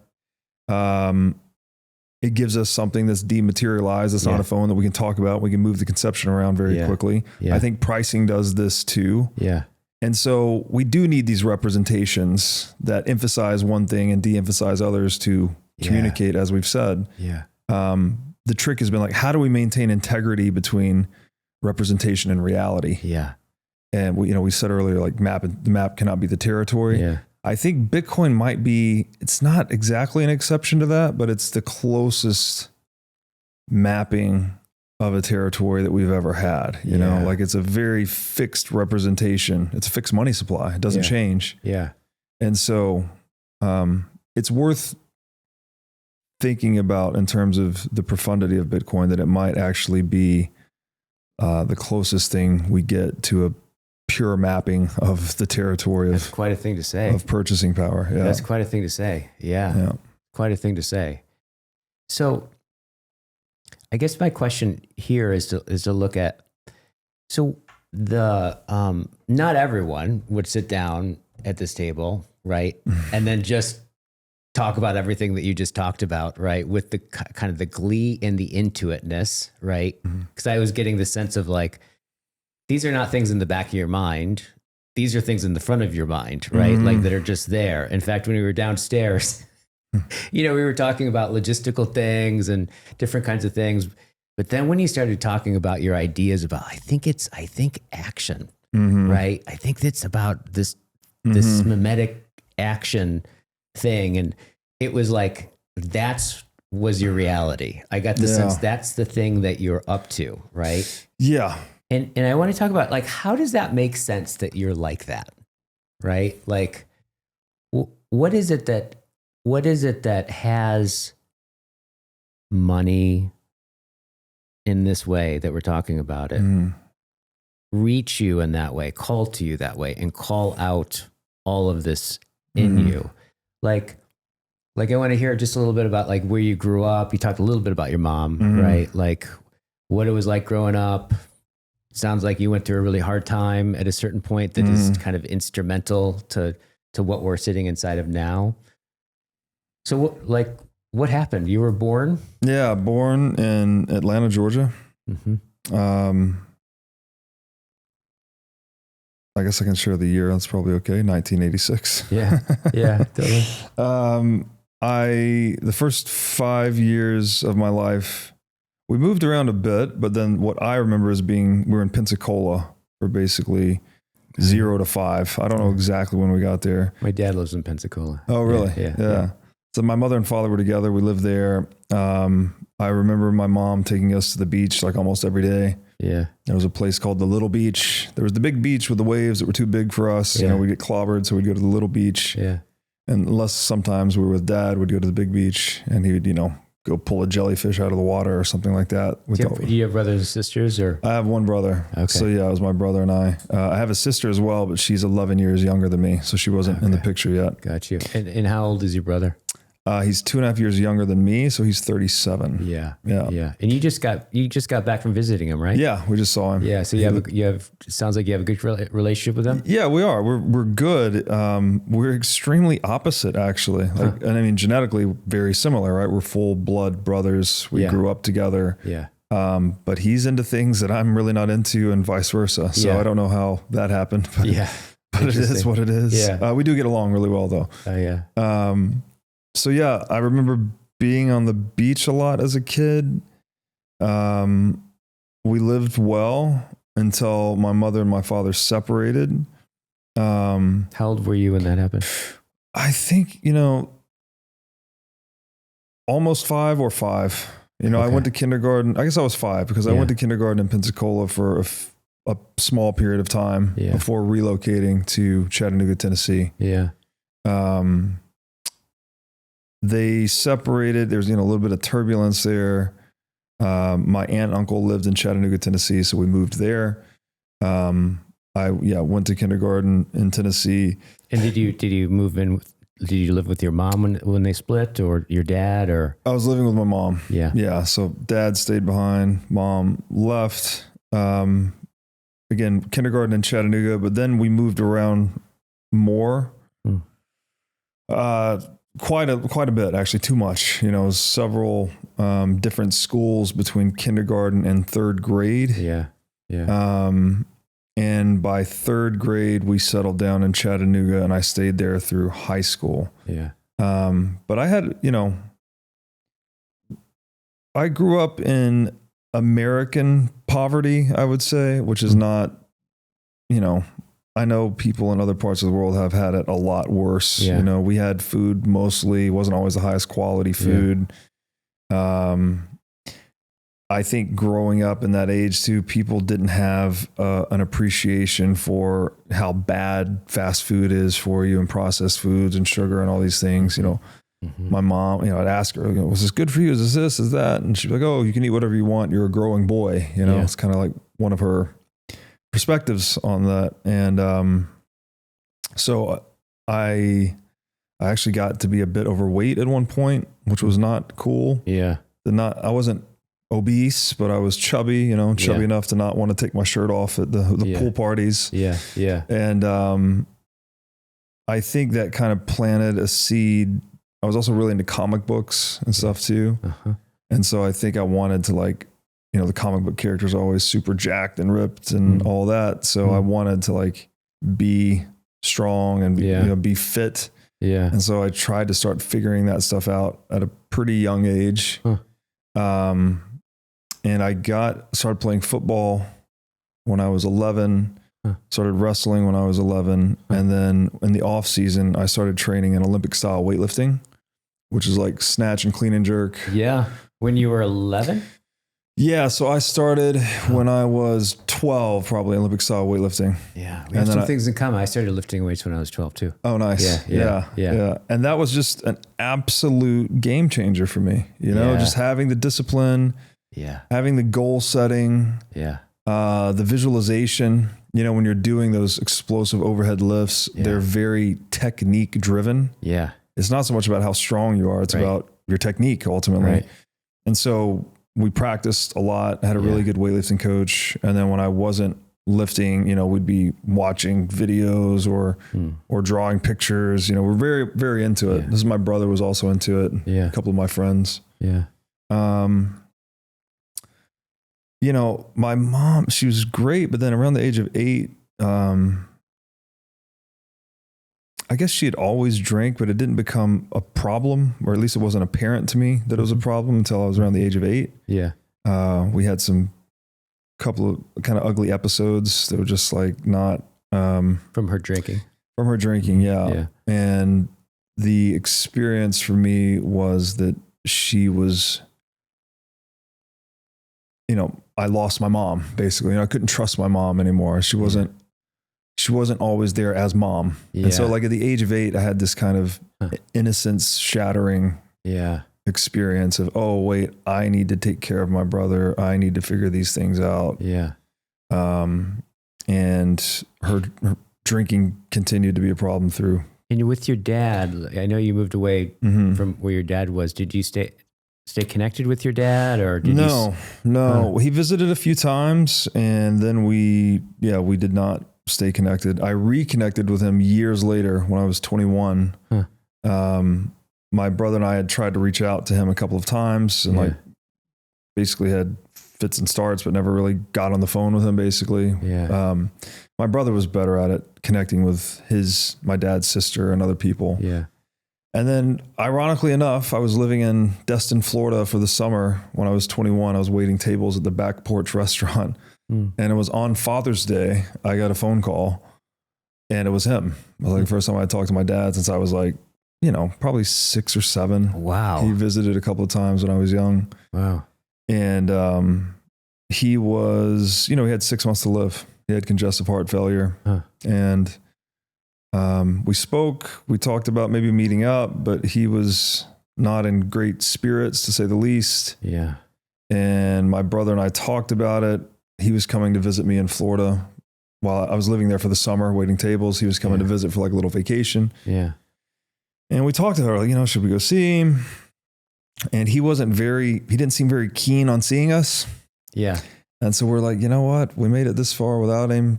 Yeah. Let's just enjoy our vacation. And because we're going to have to drive like a couple hours and all this. And so we just didn't do it. Yeah, and I bet at that point for you, at that age, he's probably just kind of an abstraction, if anything. Definitely. Yeah. And I also, my stepdad had been very present in my life, who's the father of my sister that I mentioned that's much younger than me. Yeah. And so he's very much been a father figure to me, and I didn't. Yeah. And how old were you when he came into the picture? My mom and him started dating when I was almost 8. Yeah. Okay. So like late. Yeah. Yeah. So you had about 3 years there, right? Without like a father figure in your life. Yeah. Right. Yeah. And my aunt and uncle lived in Chattanooga as well. We spent a lot of time with them. So I guess he sort of played that role to some extent. Yeah. Then Frank, as my stepdad, really played that role a lot. Still close to him. He was here for our wedding, and he's a great guy. Then my Olympic weightlifting coach too, Steve Fowler, he was also kind of a father figure. Yeah. Just spent a lot of time with him. We were training 2 or 3 hours a day, 5-6 days a week. Yeah. Traveling the country with him initially for competitions, eventually traveled internationally. Yeah. And, he's just, super laid back dude, but very good at what he does. He actually just had an Olympic gold medalist. He had a girl win gold. Wow. In Olympic weightlifting. Wow. Yeah. So he's an actually really good coach. Yeah. I know everyone likes to say that about their coaches, but he's legitimately, coached a gold medalist. So, so he had an impact on you. Big impact. Yeah. And I think I'm very fortunate. I guess my childhood, it's hard for a kid to kind of grow up fast at 8. That was not cool, but my mom had already encouraged me on the reading path, that was earlier in life. So not that I was reading a lot at that age, but by the time I was 10, 11, I was reading a lot, when we're supposed to take a book home for the summer and read. Yeah. That's when I started to really get into it. Yeah. And my stepdad also would, he nurtured the habit. He'd take me to the bookstore and let me get what I wanted. Yeah. And then when I got into sport, that was giving me a lot of work ethic, goal orientation, visualization, all these things. And so although life was pretty rough in kind of a psychological sense, not having the safety and whatever the magicness of being a child, I feel like I maybe missed out on a lot of that. And it probably has a lot to do with my personality today. I'm a bit emotionally repressed. I've worked on it a lot. I continue to work on it, but I've leaned heavily into the abstract, as I told you earlier. I think that's probably related as well. Yeah. But I at least felt like I had good things going for me, like things to work on, things to look forward to and whatnot. And so my mission became, get good grades, do good in sports, and go away to college. Yeah. That was my mission. Yeah. And that's what I did. I left Chattanooga when I was 18. Yeah. Graduated with good grades, and I went to University of Tennessee, Knoxville. Yeah. Before we go there, with your mom, so it sounds like it kind of her drinking problem kind of snuck up on you. And it sounds like there was a few moments or a few incidences where reality changed. Yeah. Can you share, like, what was one of those incidences? Do you remember?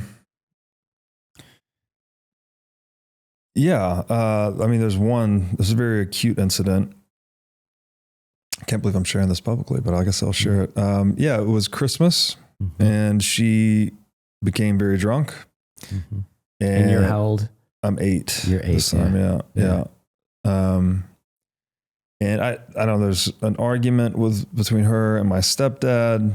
I don't, not that he's perfect or anything, but it seemed to me that she tended to be the one that was getting off the handle, so to speak, more often. She was drunk, right? Yeah. And abusively, raging drunk. So she started to throw all of our furniture out into the front yard. She was throwing the Christmas tree into the front yard. She was like tearing the house apart. And the imprint that really burned in my mind was she stomped the glass Christmas ornaments with her bare feet. And so there were bloody footprints tracking in and out of the house as she was taking stuff in and out. And then, that was basically the acute episode. She was being... Where were you? Were you like in your room? Were you... Well, I was in my room initially, and then eventually was in the living room, and So what was... Could I ask you, like, what... As an 8-year-old, was it like you were just frozen, like watching that? Were you... I was crying and begging her to be my mom again. Mom, please stop. Mom, please stop. And at some point, I think it just clicked that, like, there's no reasoning here, like no one is looking into her eyes and seeing the blankness. That was hard. Yeah. It's really hard. Yeah.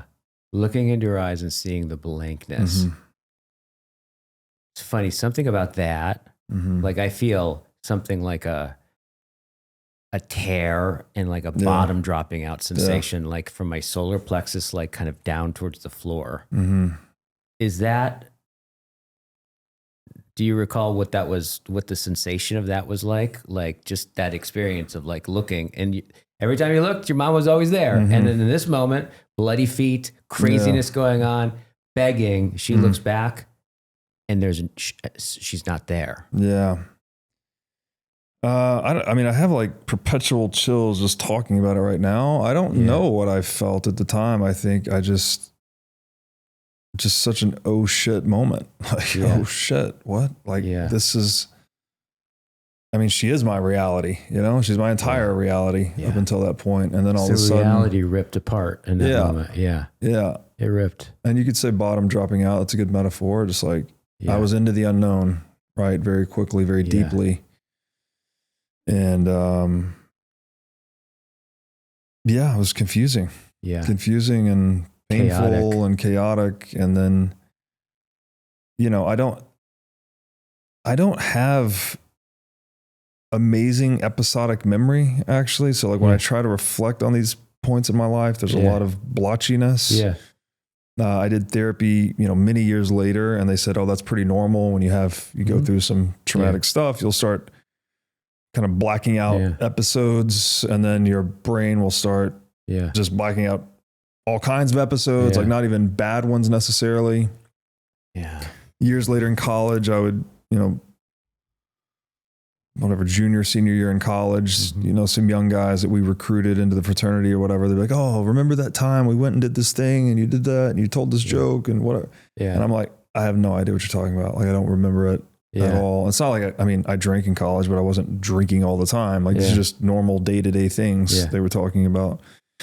And so, but for some reason I have a very strong semantic memory, right? Like I can read and pull these quotes and connect these things. And so I think there's some kind of shift there. That it sounds like your chills, remember?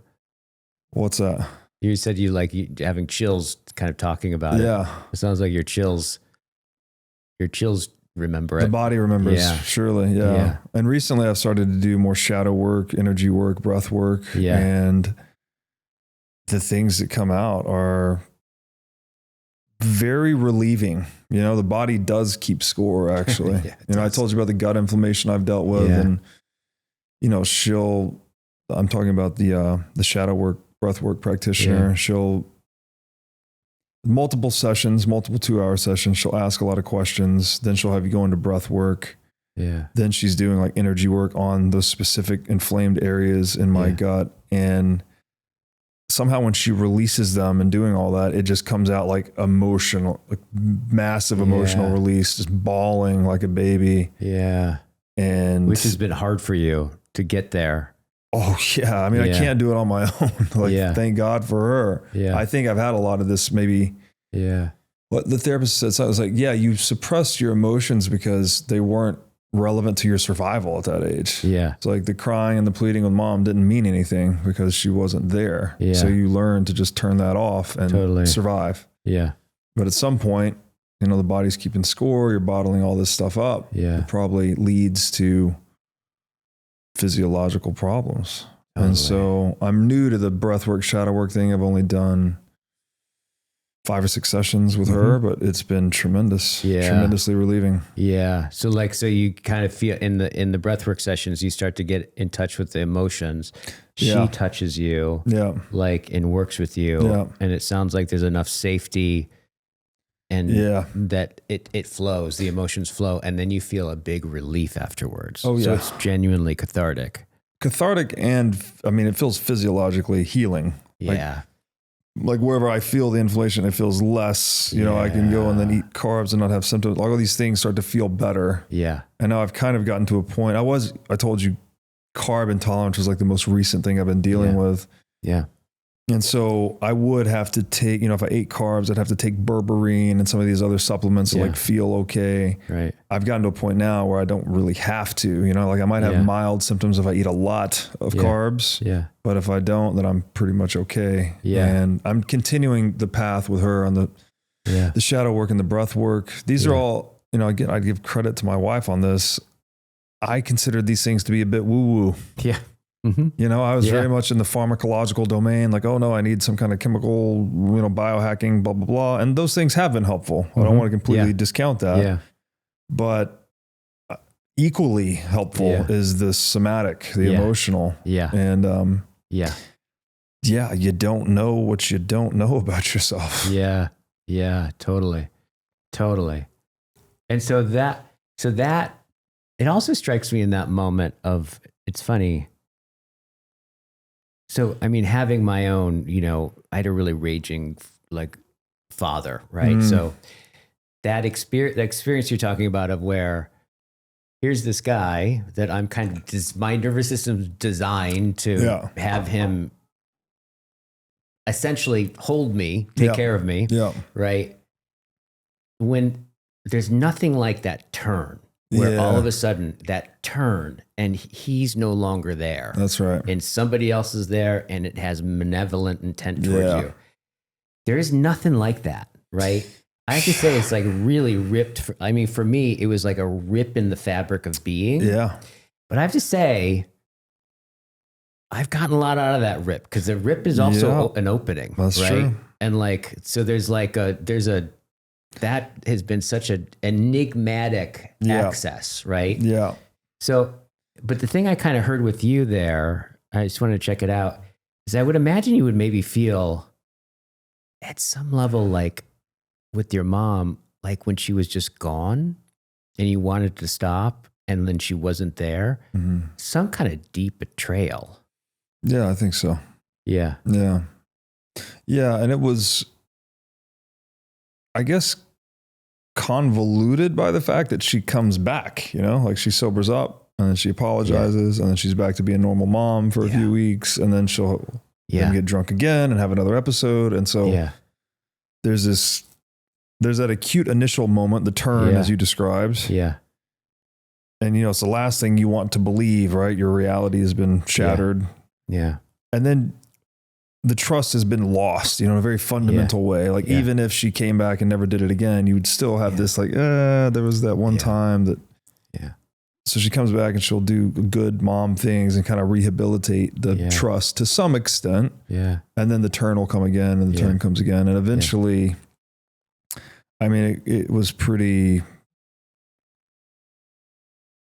I didn't know who I was coming home to, basically. Sometimes there's normal mom that everything's cleaned and food's ready and she's being really sweet and nice. Sometimes she's not there at all. She'd be gone for extended periods of time. Yeah. It's not at 8. This is when I'm a little bit older, kind of like teenage years. There's, mad her, sad her, a lot of different faces. Yeah. And I think it just, I became used to living with a lot of entropy and unpredictability. I felt a lot of maybe, what's the right word here?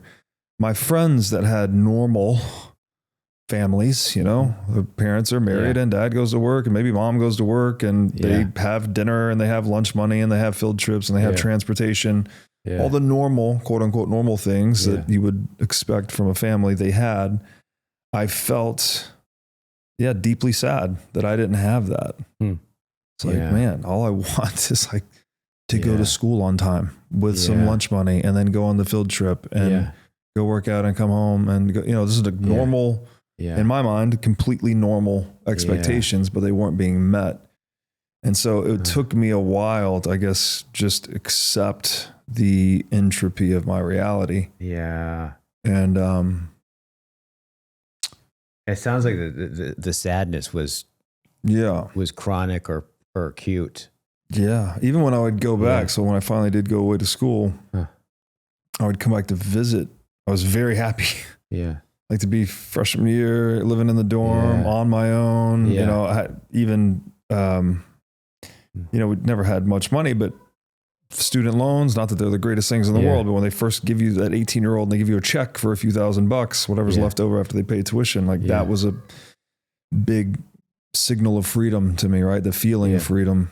And then when I would go back and visit Chattanooga, for holidays or whatever, that deep sadness would come back. Yeah. And, I don't feel it so much today when I visit. My mom passed away last year. She finally did quit drinking later in life, and she was a great woman in a lot of ways. She's my confidant. We had a good long, as long as we could talk on the phone, we had a good relationship. We couldn't live together basically, right? Like even when I would go and visit, anything more than like 3 days and we'd start to get under each other's skin. Yeah. But she was a very wise woman. She's very smart. Yeah. And you know what? I don't blame her actually. Yeah. She had a really rough childhood. Right. Her father was in the Korean War. Yeah. He was a prisoner of war. There's a photo of him over there, actually. He entered the draft when he was 17. He doctored his own identity so he could go and fight for his country. He was a good man, right? He thought he was doing the right thing to go and save us in this war. Yeah. And then in his experience of war, he learned that it's not what he thought it was. You're not really fighting for your country. It's a corrupt enterprise, let's say. And so the one rule he had for our family was we weren't allowed to enter the armed services. Yeah. And, but when he came back from war, again, I don't know all the details here, but obviously he had a rough experience. He came back, he was an alcoholic. He had war flashbacks, all that stuff that messed with her at a young age. She ran away at a young age. Yeah. She had all the trauma from that. Yeah. And I think it just caught up with her, and she had me when she was 21. She had my brother when she was 23. Yeah. She's got very young woman, barely out of, you're an adult teenager at that point, basically. And you've got 2 young boys who are surely a handful. Once you've had kids, you kind of appreciate how difficult that is. Yeah. So I look at it as kind of just this intergenerational compounding thing from war, ultimately. Yeah. Yeah. And maybe that has something to do with my orientation towards war, trying to speak out against it and look at Bitcoin as something that doesn't solve it, but can at least defund it to a great extent. Totally. And just one last question about that.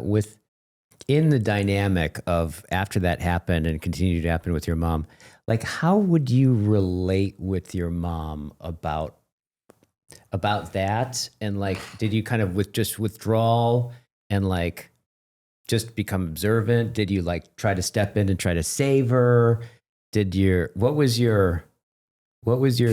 you adapt in relationship with her? Did you fight a lot with her? And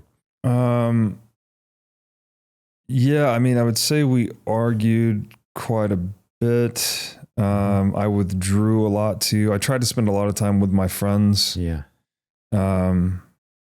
I was fortunate to have really good friends, and their parents liked me, and I was like a good student. I was good in school, good at sport, and had good friends. And so their parents kind of knew what was going on. Maybe not the whole extent, but they knew.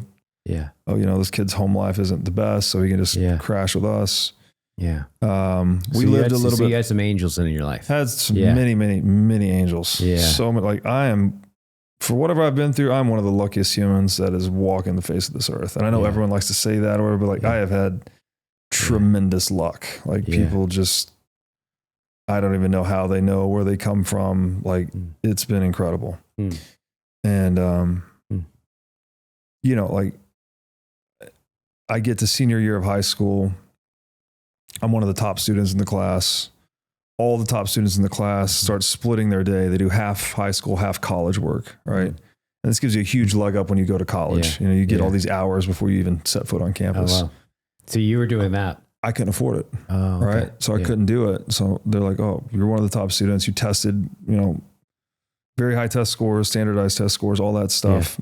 But I was the kid that couldn't afford it, basically. Yeah.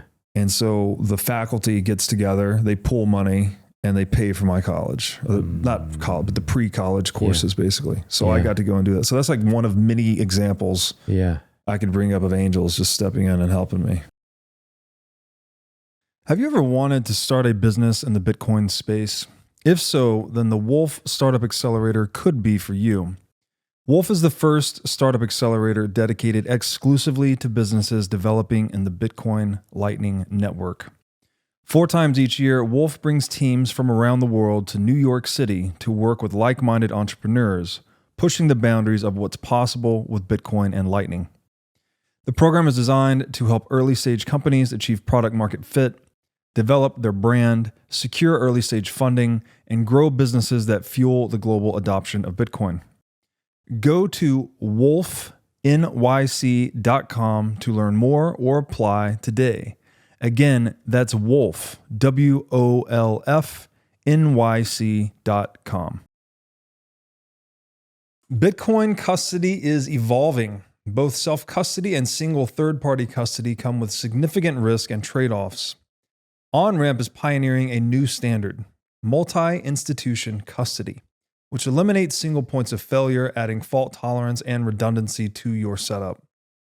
Onramp secures your Bitcoin in a segregated cold storage multi-key vault guarded by 3 independent institutional-grade custodians, none of which have unilateral control over your keys. Your funds are fully auditable on-chain, cannot be rehypothecated, and can only move or be withdrawn at your explicit direction.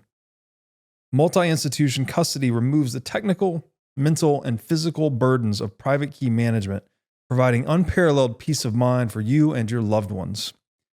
Bitcoin is money, and as the price continues to appreciate, Onramp helps you seamlessly tap into financial services like trading, inheritance, insurance, loans, IRAs, and more, all without compromising on security or accessibility.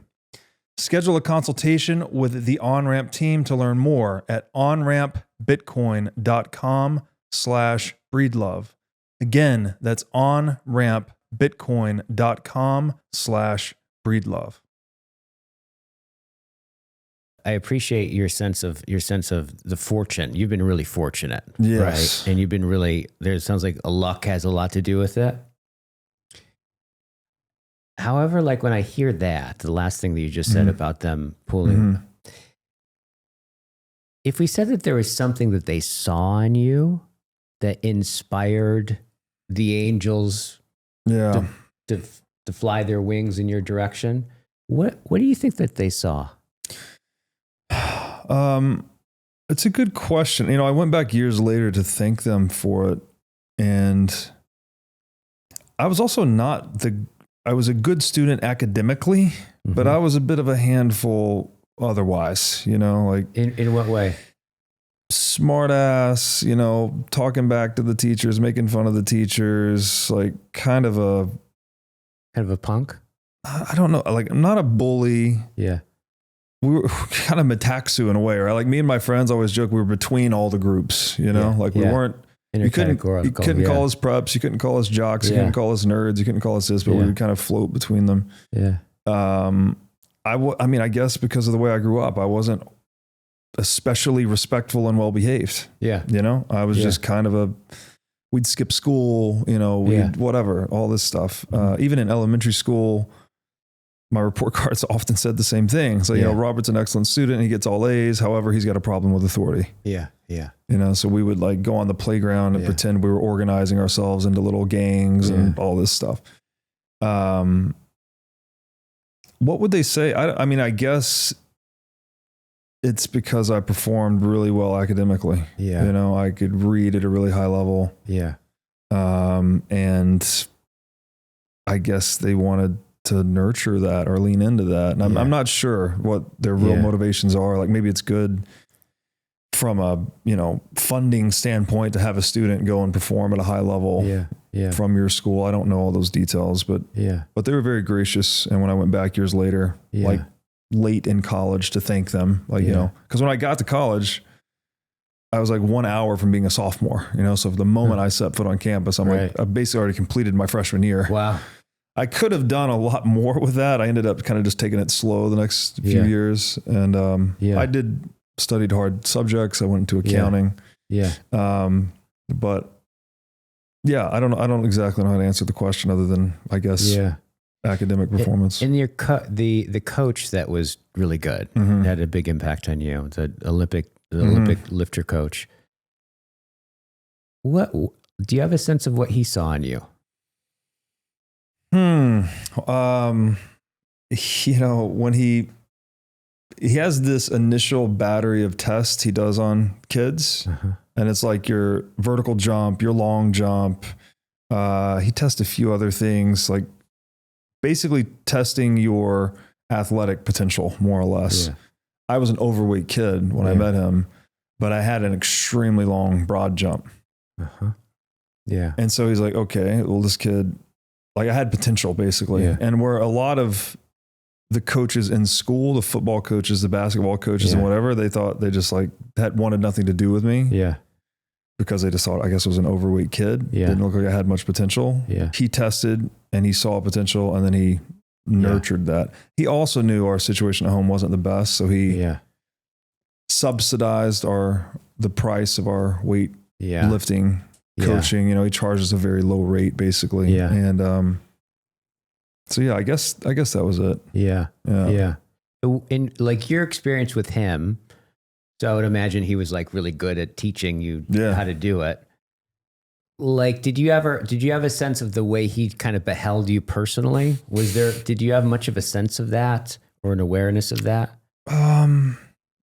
It felt very much like a buddy in a way, you know, like he would tell us stories about him in college and, you know, we're like teenagers, so we're all getting super interested in girls and he would tell us his stories, not too lewd or anything like that, but he was just like a cool guy to look up to. And then, but then he was also firm, you know, it's like, you know, you do this and if you don't do this and so the discipline. And like, if you didn't train on time, you know, he'd kick you off the platform, be like, no, this is going to someone else. So like there were always consequences and, I don't know. Like I spoke to him recently actually, because I knew still in contact with him. Yeah. Well, not frequently, but specifically for this, you know, I basically reached out and said, look, Steve, I know what you did for me and my brother. Like you contributed to us financially and, you know, professionally. You were our coach. Yeah. You could have, he was running his own business, right? He could have ignored us and sold our slots to someone for 4, 10, I don't know, a much higher price. Yeah. But he stuck it out with us and continued to train us when it wasn't in his best interest necessarily. Yeah. And so I just said, look, you know, that was transformative to my life and the direction of my life. I would like to, now that I'm in a position now where I was looking for something to do philanthropically, but I didn't want to just give money to some faceless organization. I wanted to do something meaningful. Yeah. And so my wife and I were talking about different things, and this was one of them. I said, look, if you can find some underprivileged athletes that you think have potential, like let me sponsor them. And we're still working on that. Like he's got people identified, but we haven't pulled the trigger yet, but it's something that I'd like to do. Wow. You know? So this is actually like, he's influenced you to the point where you're actually circling back and in giving back in the way that you were given to him through him explicitly. Yeah. It was so like, if it weren't for that training, I don't think I would be doing anything that I'm doing right now. Yeah. You know, I needed that disciplinary framework. Yeah. And him as a person ultimately to push me. Yeah. Towards goals. Yeah. You know, and learning how to set your own goals and achieve, like all of these things have become imprinted into me now. Yeah. And so, I think that's monumentally valuable for a kid, right? You take a kid out of the hood or some other situation and give them that software package, if you will. Yeah. It's transformational potentially. Yeah. I'm just appreciating your awareness of indebtedness, right? Like there's a number of different points where you talked about like, actually I'm in debt to this book and that thing. Yeah. There's something, am I picking something up, a kind of a characteristic of yours? Like this sense of awareness of gratitude and indebtedness. You know, I'd like to think I'm trying to cultivate that more the past few years, but again, I would sort of to your point, I guess, I would point to people like Vervaeke. He's all, you know, every time he talks about anything, he talks about, oh, these are all the people that I've been thinking about. Here's who's inspired my thinking. Here are the books. Always giving credit where credit's due. And that's, well, it's not only valuable, well, it's useful, right? Like when I'm listening to Vervaeke and he's pointing to all these people, I go and read their books or I go and listen to their things. I find you know, like all, you know, it's how you go further down those rabbit holes. Yeah. But then there's also a nod to these people, right? Or an ode to them in a way. It's like, you know, the least you could do, right? Is just say, well, if this is how I am, or this is what I think, or this is whatever, like, here's how I did it. These things were instrumental in me doing that or becoming that. Yeah. Yeah. Totally. Yeah. Well, I tell you what, it doesn't seem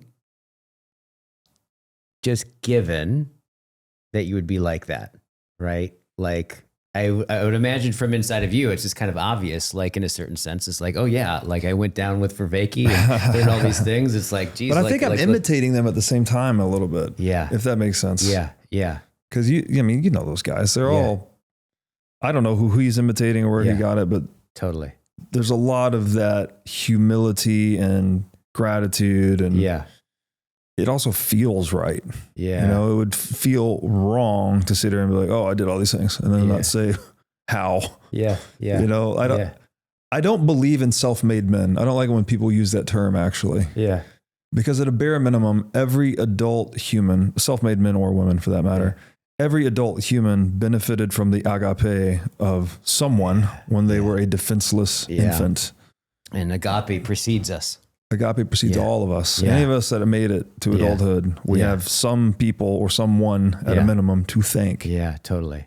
So totally. Yeah. Yeah. And I'm just saying, not everyone's thanking people.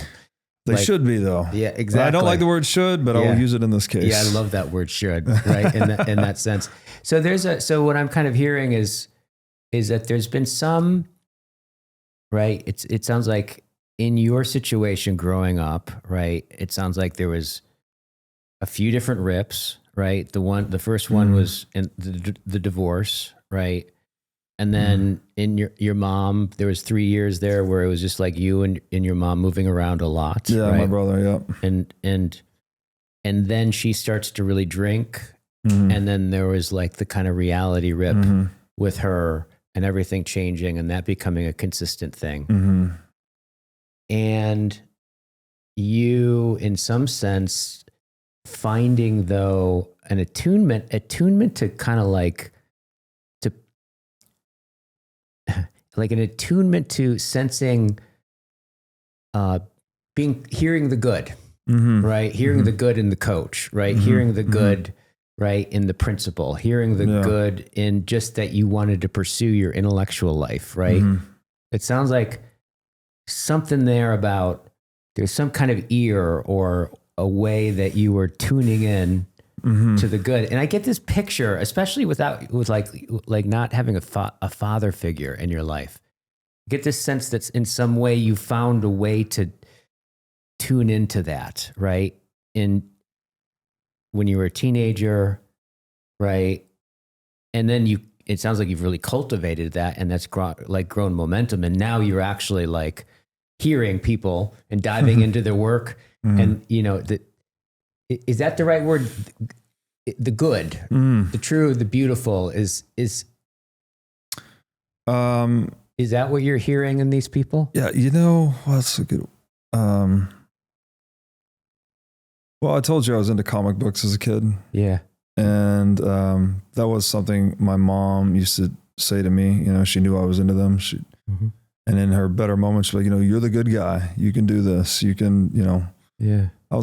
I think I'm humanitarian naturally too. I'm not super big into astrology, but I'm an Aquarius. Yeah. And many of the Aquarians I know are very humanitarian. Yeah. I don't know if that's why, but just take it for what it's worth. Yeah. I have always been genuinely concerned with like, how do we push the species in the right direction? Yeah. Yeah. And so maybe the superhero mythology of like the good guys is something that I've always resonated with. Yeah. And wanted to try and be to whatever extent I can be. Yeah.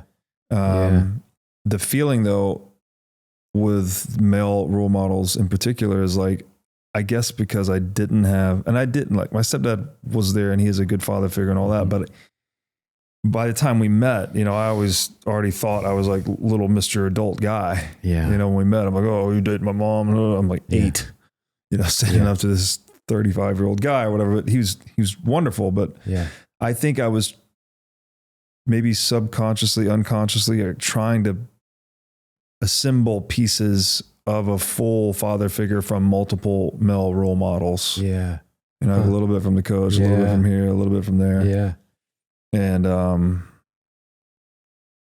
don't know. I've never thought of it this way, but maybe, trying to like find the good in people. Like, oh, that's a good aspect of this person. That's something I would like to emulate. Yeah. Let me try to pattern myself on that. Yeah. And then, hopefully choosing well. Yeah, totally. And so it sounds like you like college. Yeah, college is good. First taste of real freedom, micro adult freedom. Yeah. You have your own money, your own place. Yeah. You like that. You're responsible, right? Like if you don't go to class and get good grades, well, then that's on you. Yeah. It's not like at home, I felt like it didn't matter how responsible I was still dealing with things that were beyond my sphere of influence. Yeah. Yeah. And so things much more came into my sphere of influence. Yeah. You could start to actually really get an optimal grip. Yeah. fun things. Yeah. I had jobs, I worked and went to school at the same time. Yeah. I joined a fraternity. Yeah. Lot of learning, Right. not just the books, obviously, but all the social. Yeah. The books was kind of the easy part, actually. Yeah. But the social dynamics and would you say that the social dynamics is that relationally or socially, did you kind of come into your own through college? If you consider yourself coming into your own socially. I mean, coming into my own, I think that's probably more recent, like mid 30s and up. Yeah. But just, somewhat shy, introverted guy in high school. Like I had friends and we did things, but started to become, basically just party, like many kids do in college. We go out and we was in a fraternity, we drank, we had parties, and meeting girls, dating girls, all that stuff. I go from a high school, we graduated with 35 people, I think. And then next, a few months later, I'm on a college campus with 30,000 students. Yeah. So for me, it was just like, yeah, huge. So many options of everything. Yeah. Where to go, what to do. Yeah. Who to date, all of that. Yeah. So. Yeah. I wouldn't say coming into your own sounds like a culmination or like a mature thing. It definitely didn't mature until many years after that. Yeah, totally. Yeah. Totally. So, did you major in economics? Accounting. Yeah. Accounting. But I did study some economics as part of that. Yeah. When did was it in college that you started to, well, it sounds like you majored in accounting, right? So there's something about money there. Is that the seed where money started to speak to you? No. So prior to that, I'd been reading I used to read The Economist magazine. Yeah. When I first started really reading and getting into books, my first nerd rabbit hole was astrophysics. Growing up in Tennessee, I used to spend a lot of time outdoors, and I always just wondered, what is all this? Really wanted to know. Yeah. And so I was reading, Brian Greene, Stephen Hawking, all these guys really influenced me to become a bit of a rational atheist materialist, like that sort of worldview, basically. Yeah. And then the next domain was I didn't understand what the stock market was actually. I was like, what does this mean? I could not understand what people go and they trade shares, what? Yeah, what is that? Paper, and that somehow makes things happen. I'm like, that doesn't make any sense to me at all. So the market, basically. Yeah. Trying to understand what that was. Turns out The Economist magazine's not the best place to go for that. It's very Keynesian economics, but it is really high level writing, at least. So I don't know. It's good to read from a perspective of learning to read things that are difficult to read, but not so good in terms of content for understanding economics. Let's say. So I just want to go. It sounds like the first venture into the intellectual, right, or the bigger picture was astronomy. So astrophysics, specifically, yeah. So a sense of wonder, or when I think about that, your sense of wonder drew you in. Yeah. Right. For sure. And it sounds like through the people that you read, was it through that had it turned into atheism? Or when you read these guys, I'm talking again, Brian Greene, Stephen Hawking, I'll just leave it at that for now. There may have been another one there. It's a materialist worldview all the way down. The string theory was the big thing then. We think we finally found the ultimate reducible thing, and it's these little one-dimensional vibrating strings. Yeah. And depending on how they vibrate, they make different particles. Particles are basically patterns of these strings, and that's what constitutes everything. The thing that Weinstein just is screaming from the top of every microphone he can, saying that. Stop that. Yeah. And I mean, he understands things way obviously at a way higher level than I do now, much less then. Yeah. But it was just, it was wonder. You'd say it was like literally seeing the stars in Tennessee. We camped a lot. We spent a lot of time outdoors, and I was always just like actual experience of awe. Yeah. As most people do when they see a real starry night. And, you know, the realization that, I can read to learn about things. Yeah. And then my stepdad was taking me to the bookstore. We used to go to Books A Million, I think was the bookstore. Right. They had all the little the sections that were different themes. And I think it was astrophysics. The astronomy was next to it, but there's like, you'd go to like self-help, there'd be 50 little sections. Yeah. You go to astrophysics, there's one. Yeah. Yeah. So it was like a very niche thing. Yeah. And, just reading those books gave me a lot of fulfillment, I guess. Right. But so what in retrospect, the wonder drew you toward wanting to get closer to it. Yeah. And reading the books, right, were connected to the wonder, but then the books, it sounds like that you're reading. Well, like Stephen Hawking, more of a determinate kind of ethos to it. Stephen Hawking will, say in some parts of one of his books, something like, if we could figure this out, then we would know the mind of God, something like that. So I really thought, as a kid, I'm reading these guys like, they're about to like figure out everything. The book was called The Theory of Everything, one of his books. Yeah. Yeah. So I'm like, they're like right on the cusp of understanding everything. It's going to be all in one of these mathematical formulas. And that's everything anyone ever needs to know. And I'm just like buying into it basically. Yeah. But then, it sounds like I'm hearing wonder in that. Yeah. Right.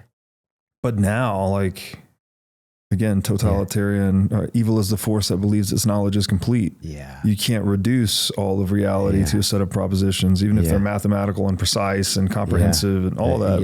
It could be wrong, but the my propositional tyranny. Yeah. Exactly. My views have shifted a lot. So, I don't know. It was great nerd catnip. Yeah. And a good practice for learning to read habitually, but once I was like kind of done, I guess, with that rabbit hole, I was in the stock market rabbit hole. Yeah. Economist and magazine. I like the way that you put that. Like, there's something about that. I noticed this in some of your videos too, where you're genuinely perplexed by something, like a lot of things. And it strikes me as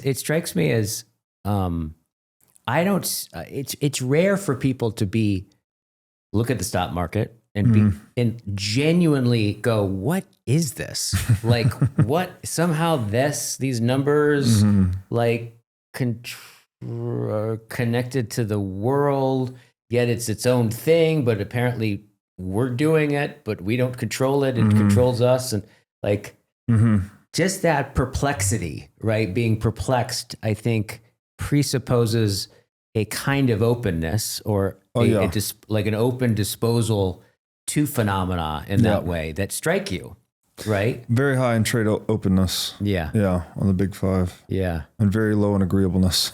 Yeah. Which is common among Bitcoiners, actually. Yeah. You have to be very disagreeable to be willing to tell 8.5 billion people that they're wrong. Right. And you also have to be very open to explore that edge of the Overton window. Yeah. So, you're right. And so that perplexity, like, had you go into economics? Yeah, it ended up taking me that direction for sure. So where do we end up? Yeah, I end up in these economics newsletters at some point. I don't even know where I got onto these things, but they're literally just like, little, they send them in the mail and you unfold it and it's got like 4 pages of economics on it, but it was not the stuff I was getting from the Economist magazine. It was much more, it pointed me to the book, The Creature from Jekyll Island, ultimately. I don't know if it was Austrian economics per se. I don't even remember the name of the guy, the newsletter, but anyways, I started reading that and eventually got to The Creature from Jekyll Island. And then that felt like a real epiphany. Huh. I was like, that's what's wrong. The money is a scam, basically. Yeah. And it's the big dark secret, or, that's kind of hidden in plain sight. Yeah. Did you know that there was something wrong that you couldn't put your finger on when you read it? Or did it reveal that that'd been gnawing at you in some way that you didn't really understand until? I felt like I couldn't get my head around economics, even after years of reading The Economist magazine and all I was just like, I still like, something's not gelling here. Yeah. And then when I read that book, it's like, okay. Now I see, like, this makes sense, politics has captured money and then they spin up a pseudoscience to justify it and everyone's confused. Yeah. That's why The Economist magazine exists, blah, blah, blah. But then the grim realization was, well, this is just a problem that there's no solution to. Huh. It's like central banks run the world, but there's no solution. Like, what are you going to do? Just in terms of time, you're having this insight. Like what period of your life are we in right there? When you early read that 20s. Book? Early 20s. Yeah. Okay. And early 20s, are you working anywhere? Are you? Yeah. I'm in college, but I would also work. I was a bouncer. Yep. During football season. Yeah. So I'd be a bouncer at bars. Yeah. I would work very long days. Yeah. Because I'd work game days. By the way, what position did you play? Football. Yeah. I was a linebacker. No kidding. I was a linebacker too. Nice. Yeah. And a fullback. Yeah. But I broke my ring finger and I broke my ankle. Like, I had a terrible football career. Didn't do much. Gotcha. Did mostly Olympic style weightlifting. Yeah. And I did boxing later on too. Oh. But so I would work 10 a.m. to 3 a.m. game days, like 17, 18 hour days. Wow. Like very long days. Wow. Would make $10 an hour and just thought it was incredible money. And then people would also give you a little money to let them in if the line was long. Yeah. So funny. I was also waiting tables. Yeah. Which is not my forte at all. I'm not good at multitasking like that. You got to be very good at multitasking. Yeah. But still intellectually fascinated, motivated. Right. But come to that realization, but then come to the simultaneous realization, there's nothing you can do to solve it. Yeah. I actually got people, there's an abridged version of this book called Dishonest Money. So this is like a 600, 700 page book. There's 100 page, abridgment of it. Yeah. And so I bought that for some of my friends for Christmas. I'm like, we got to read this. This is the thing. And a couple of friends read it and they get back to me like, all right, yeah, cool. I see what you're saying. This is a problem, but what are we going to do about it? Yeah. And I was like, oh shit, you're right. Right. I thought we're all just going to read it and rise up and, go to gold or something. I don't know. Yeah. And, I was like, I felt like I saw a bottom of the abyss, but then also I was like, we can't do anything about it. Yeah. And then I just put it on a shelf and moved on with my life. Huh. Well, that's a thing, but what are you going to do about it? Right. And years later, when I discovered the Bitcoin standard, I feel like I got that thing back off the shelf. I was like, this is the solution to that thing. Yeah. So, yeah. And when you put that on the shelf, you still went in, did you start working and being an accountant anywhere or what was your first job out of college that was relevant to this? Yeah. So I got my undergraduate and master's degree in accounting and finance. I got my CPA certification. Yeah. Certified Public Accountant certification. And then I had a job as an accountant. I worked as a tax strategist basically. So, investment partnerships, high net worth individuals, helping them navigate the tax system to try and save them money. Basically, it's my first job out of school. What was that like for you? Miserable. I shouldn't say miserable. I learned quite a bit. Yeah. I learned that that's not my career path. You're like being a human computer in a way. Yeah. And, a lot of my personality wasn't a fit for it. Stereotypical accountant personalities are pretty dry. Yeah. I'm not like that, Yeah. I'm, I don't know, more dynamic, I guess you might say. So I just kind of got the feel for the cultural misfitness. Right. But also learned, got to see how the sausage is made, so to speak. So learned some things about that. And, then left and went into private industry, was CFO role for trade show business initially, and then technology businesses after that. Yeah. Yeah.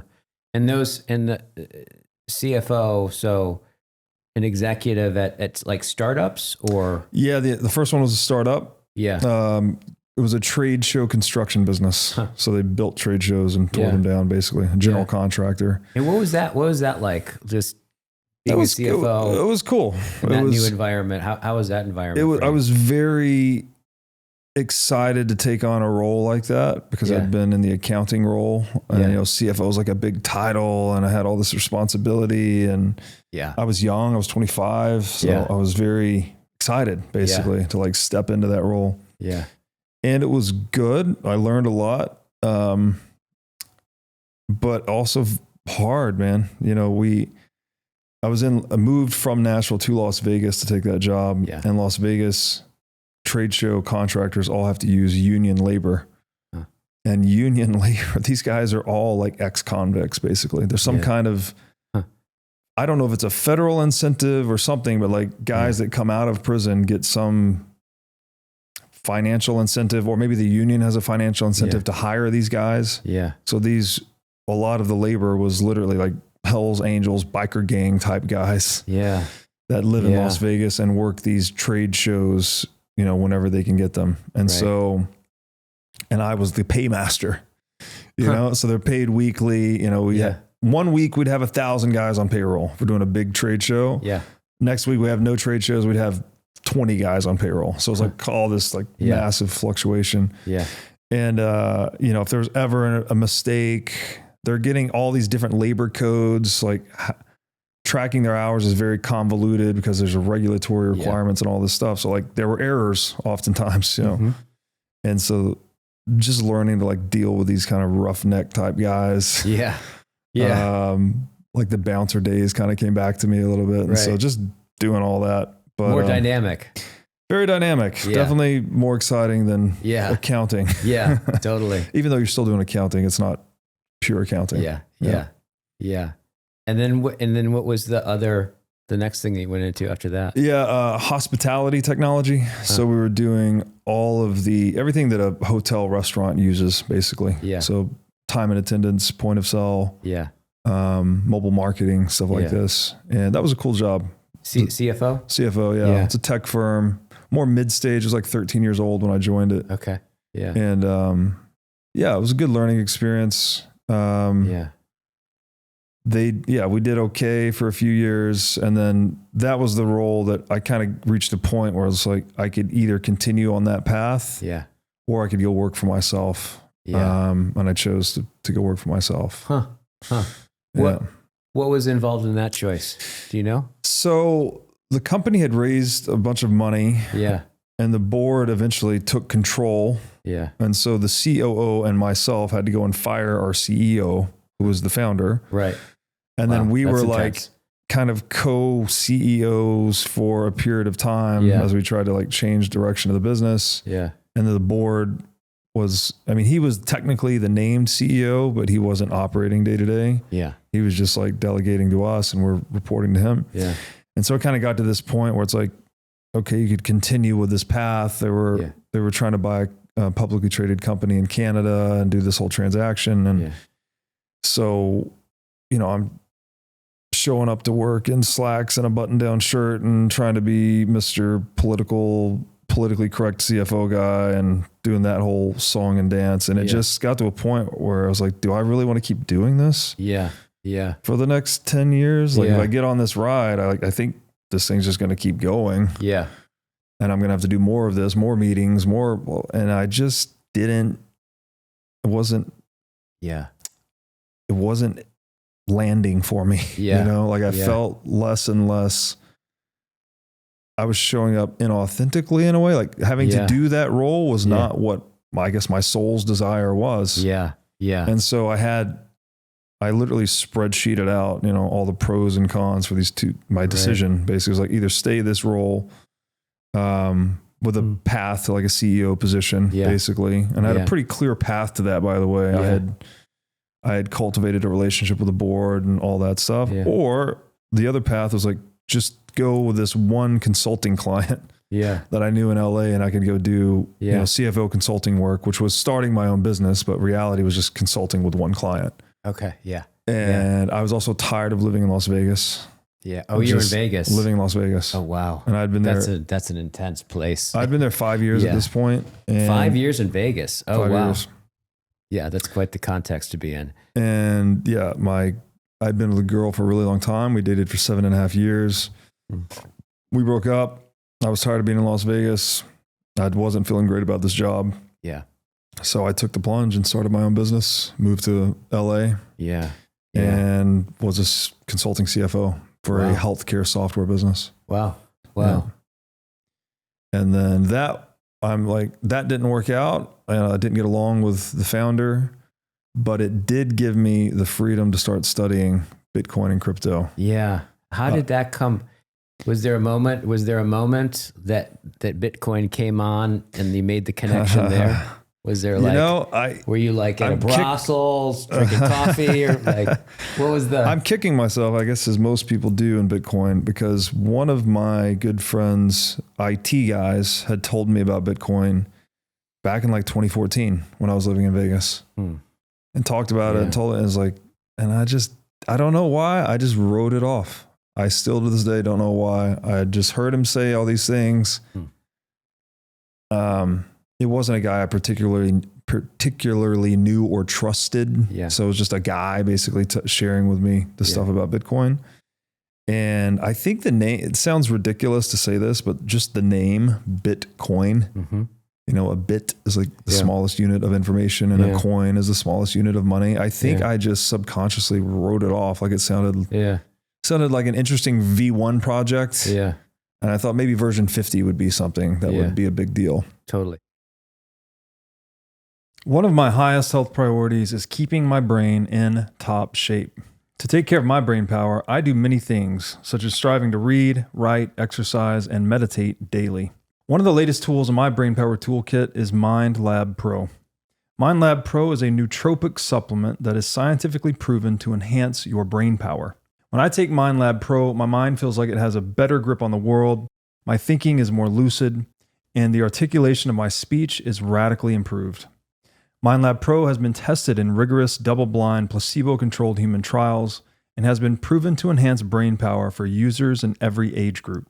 MindLab Pro is an advanced formulation of 11 nootropic ingredients and is backed by research from over 1,400 human trials conducted over the past 32 years. So if you're looking to enhance your brain power, MindLab Pro is an excellent solution. Go to mindlabpro.com/breedlove to start enhancing your brain power today. Again, that's mindlabpro.com/breedlove. Knowing when to buy Bitcoin can feel complicated, and knowing how much to buy can be overwhelming, and getting started can be a headache, but it doesn't have to be. That's exactly why I recommend Coinbits, because it solves these major blockers and it's the easiest way to buy Bitcoin. With Coinbits' Round Ups feature, you can automatically convert your spare change into Bitcoin while you shop. For example, when you buy a coffee for $3.50, the extra 50 cents is rounded up and it goes straight into Bitcoin. Here's why that's a huge win for you, because you don't have to be a tech wizard or try to time the market just right with Bitcoin. With Coinbits Roundups, you simply set it, shop, and stack sats. And you can set this up in under 2 minutes. Just visit the website, connect your card, and boom, you're buying a little Bitcoin every time you spend money. So stop wasting your time with complicated exchanges or confusing shitcoin apps. Coinbits simplifies your Bitcoin savings strategy. So go to coinbits.app/breedlove. Again, that's coinbits.app/breedlove. Before all that, during the working in the different places and different companies, what was your intellectual life like? Was it mostly being used in? Yeah, I was getting crushed at that job. At the trade show business. I mean, I read on the weekends a lot. Yeah. I tried to read. I still read when I fall asleep, almost throughout my whole life, but that's not getting my 40 pages a day. Yeah. If I read before I fall asleep, I read 5 pages, 10 pages if I'm lucky. Yeah. So that job, the trade show job, was really absorbing me. Yeah. The other one was pretty similar, actually, absorbing a lot of my attention. So a lot of my cognitive liberty was being sacrificed to these jobs. But then when I went and worked for myself, I got a lot of it back because I just had one client, just had a few things to do. And then I was in LA. My aunt, I was actually technically in Orange County the first few months. My aunt has a house in on Newport Peninsula that they only stay there in the summer. So I was there by myself, huge, nice house. Like it was super cool. I'm on the beach. Like it was another one of these college moments in a way. Like I get that taste of, the next level of liberation. Yeah. And then got the cognitive liberty back. And that's when I don't know where, I think it was just through Ethereum's marketing, actually. They were marketing themselves as a smart contract platform. And I started asking myself, what the hell is a smart contract? Smart contract platform, Started going down that rabbit hole, ended up on Nick Szabo's work. He wrote about smart contracts in the late 90s, compared it to a vending machine as like kind of the stereotypical example of a smart contract. And so that was like, boom, oh, this is going to be a big deal. And then started reading more. As I read more, I got more and more into Bitcoin. And then by the time I read the Bitcoin Standard, April 2018, I was already in LA, and that was it. That was like this is the solution to central banking moment. In that moment, what'd that moment do? Wait, I said April 2018. That's wrong. It's April 2017, not 18. Okay. Pretty sure. Yes. Wait, is that? No, 18. Yeah, it would be 18. Yeah. It was after the Bitcoin 17 bull cycle. So they're making that link. Yeah. Right? Like on one level, I could just see that link is still unfolding. Yes, right? for sure. It's still birthing you. It's also the link that it's not only linking to this book. Yeah. And then Bitcoin's a solution to the thing, the creature from Jekyll Island. Yeah. The meta problem I learned about in that book, but also introduced me to Austrian economics. And what I was talking to you about downstairs is where my current theoretical, philosophical journey is at. Yeah. Looking at the axiom of action, the Neoplatonic one. Yeah. The Tao, Brahman. Yeah. You mentioned Shunyata, all of these things. I think they're connected. Yeah, totally. Totally. And so when that connection was made, then what did you do? What was the first venture in putting that, solving this problem in a certain sense, like in what you did? Yeah. So started talking to everyone about it. And then, I really need to think if it was 17 or 18. I have to look it up, but the 2017 was the Bitcoin bull market. Okay. And so everyone in the world's like, what is this crypto stuff? What is Bitcoin? What's going on? Yeah. And I became someone that a lot of people, my friends and people in my network knew I was looking into this. So I was talking to them. Yeah. Other people would say, oh, you should talk to this guy about it. And so, but I was very early in my journey. Like I was still, in crypto versus just being a Bitcoin maximalist. Yeah. So I guess that's correct. And April 2018 is when the Bitcoin Standard came out because 17 was still in crypto world.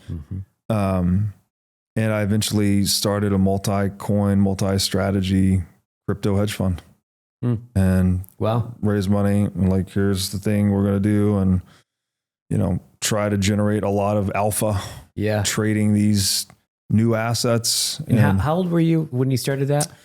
So that would have been 31 or 32. Okay. Got it. Yeah. Yeah. And so you got funding. Yeah. Like, did you find it pretty easy to do, or was it? Well, we got lucky because we're in a bull market. Yeah. And so there were a lot of people allocating and a lot of people wanted exposure to Bitcoin / crypto. So raised money easily for the first fund. Yeah. And then not so easily for the second fund. Yeah. Which was in the bear market. Yeah. Okay. Got it. And it sounds like at this point you got divorced from. Never been married. Oh, okay. Yeah. Got it. So you're no longer in that relationship, that 7-year relationship. That's right. Yeah. Right. We separated when I moved to Los Angeles. Yeah. Yeah. Okay. Or actually right before. And then when did you connect with your current wife? 2 years ago. 2 years ago. Yeah. Okay. Good. Yeah. That's relatively recently. Yeah. Okay. So that took off. Mm-hmm. Like you rocked it. Well, it went well for a while, and then we struggled in the bear market. Yeah. Then we would perform well again. Trying to outperform Bitcoin is very difficult. Yeah. And these markets are 24/7, 365, so you don't really get any breaks. Yeah. It's worse than a normal, Wall Street hedge fund for sure. Yeah. And then ultimately ended really bad, blew up in 2020. Yeah. When COVID hit. When COVID hit, yeah. So March 12th, 2020. Yeah. Blew up. And that was a very painful experience that I shared with you earlier. Yeah. Yeah. Now we're at the point, basically, at that line that I was telling you about before in the beginning of like that, all of a sudden hearing, basically hearing that where you started your, I don't know, media company. Is that what you call it? Is that what we have? It was a podcast initially and it's becoming a media company. Yeah. But it was happening right in a collapse that you had financially with your business. What all happened right there? Yeah. Also, so there's the financial component. Yeah. I lost a lot of my own net worth. I lost a lot of investor capital. Yeah. Went through a lot of pain associated with all of that. Yeah. I'd also, like I was telling you offline, I was dealing with the gut inflammation stuff for years leading up to that. The stress of all this, I would imagine, caused me to have worsening health situation. Yeah. And so people understand, like, what was like some of the symptoms of the gut? Was it like just gut hurting? Was it systematic? Yeah, fatigue, it was. I was having you could actually feel the physical, I've talked about it before, but like you could feel the physical mass in the lower right quadrant when I would go to sleep at night, depending on what I was eating. Right. And it turns out it was mostly carbs that were giving me that. Yeah. So when I eventually got onto the keto diet, that started to be helpful. Mm-hmm. But I don't know. It was also manifesting as joint pain. I had skin irritations. I had like the hip injury that I mentioned to you that was like chronic for a while, wouldn't heal until I got on keto. So like had all these systemic issues basically, but I think, and they're all traceable back to the gut more or less. Yeah. But then when I'm going through this situation, very stressful situation, my health takes a nosedive. I basically get to a point where I just have to go full carnivore. I couldn't really handle any other foods. Yeah. I eventually quit coffee. Yeah. Like I was down to just beef and salt. I'm fast forwarding a little bit now, but I got down to just beef, salt, coffee. That was my elimination diet. Yeah. Was still struggling. And my friend Paul Saladino told me, he's like, look, dude, you got to quit the coffee. Oh man, that must have been the hardest. That was definitely the hardest. Yeah. Definitely the hardest. Have you still quit coffee? Still quit coffee. I just drink green tea. Oh, okay. And water. So you still find ways to have caffeine? I quit caffeine completely when I first stopped drinking coffee, and I stayed off it for a long time, probably over a year, maybe 2 years. Okay. Then I started sneaking the occasional green tea. And then now I'm like, I have a good bit of green tea every day, probably 3 or 4 bottles. Okay. Yeah.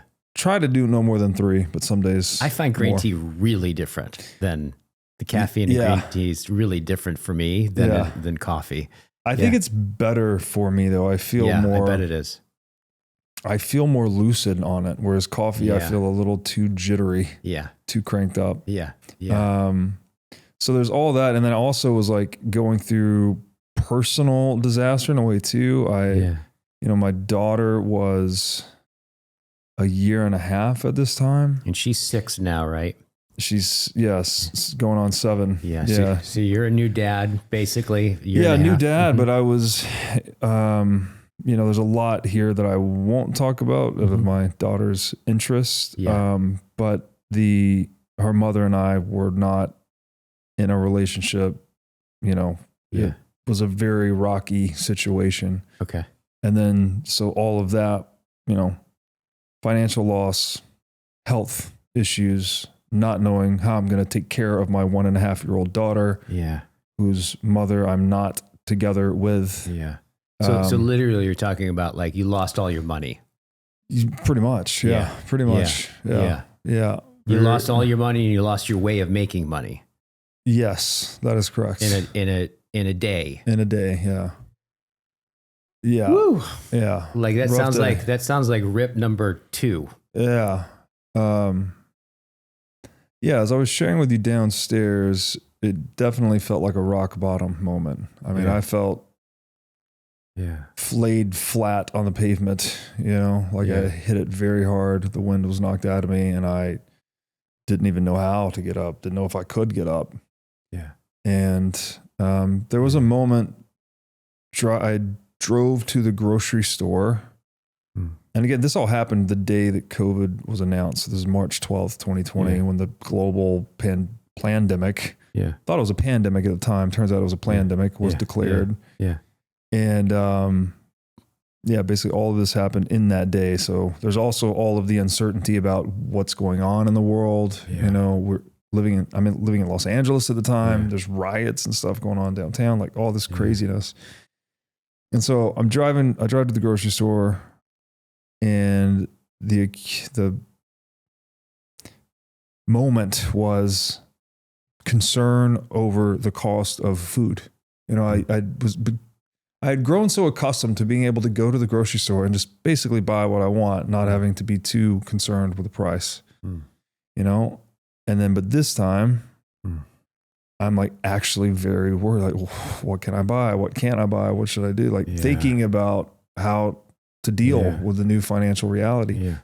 And just real quick, where you had gotten to financially with this before that day, was it like, were you pretty comfortable? Were you I was independently wealthy? Did you consider yourself that? Or like what was the I was successful on my own terms. I don't know. Independently wealthy is, I don't know what that would mean for most people. Like, I was not a multi-millionaire or anything of that sorts, but I was in a position in life where I felt quite comfortable living in a nice place in Los Angeles. And I was in a good spot, basically.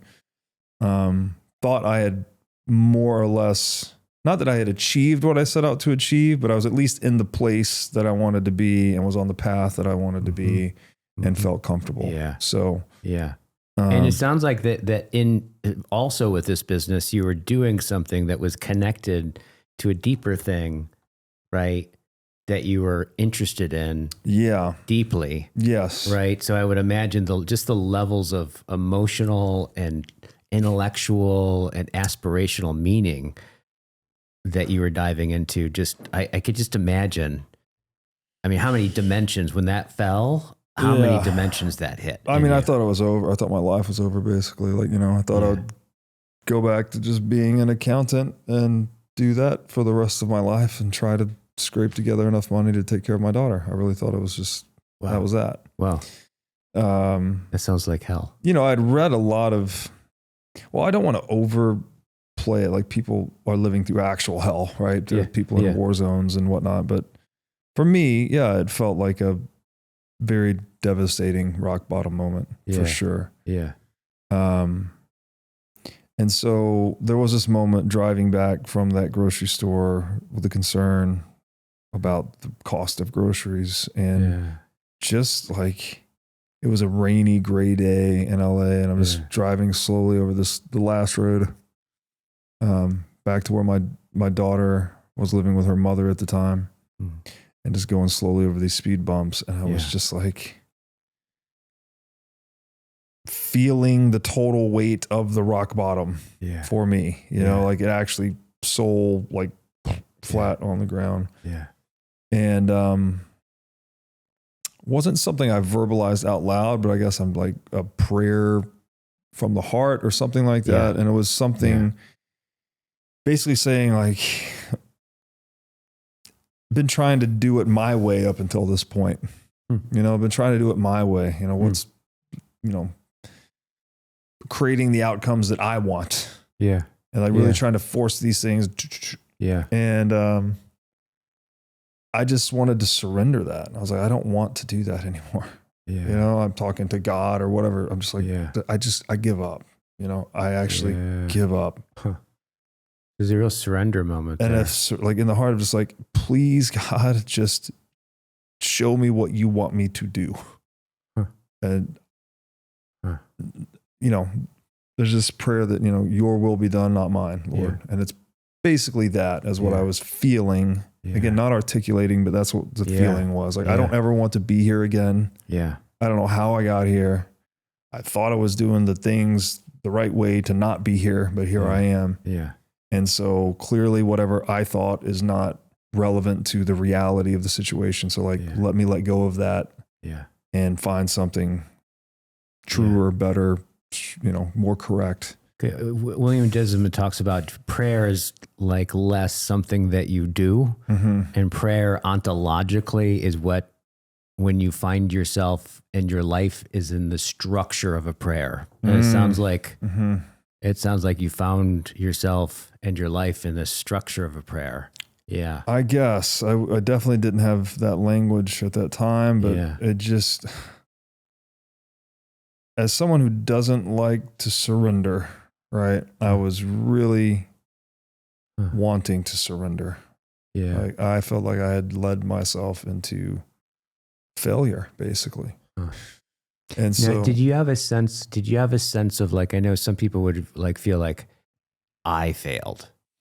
Oh like, yeah. Okay. So it went really personal. Yeah. Oh yeah. Completely had failed, had let people down, you know, as a father, like how am I in this situation with a young daughter? And, it was a serious reality check for sure. Yeah. And, I don't ever want to be there again, you know? And then something about that moment, you know, obviously is taking years. Like I'm still recovering from all of this. Yeah.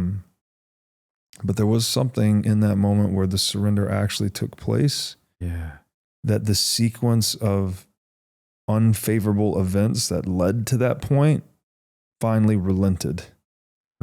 And like the series of events started to go the other direction. Like good things started to happen again. There's a long period of time where I feel like I'd had a very successful career for about 9 years after college. Is that right? Yeah, 9 years-ish. And then I think I got to a point where I felt almost arrogant in a way. Like anything that I tried, like I could figure it out. Even if it didn't work, I could like make it work one way or another. Yeah.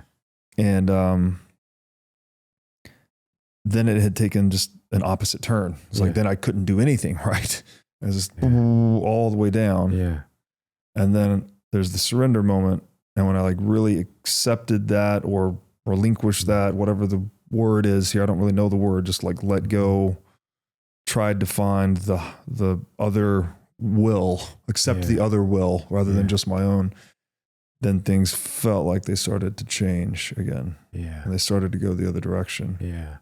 And that's the path I've been on since. And I hope, you know, they say pain is the greatest teacher, right? And I don't know I don't know what all I learned from that situation, but hopefully just radical humility, that reality is way more complex than any of your models or propositions or ideas can ever possibly contain. It's a theme we've already visited, but to experience that, right? Yeah.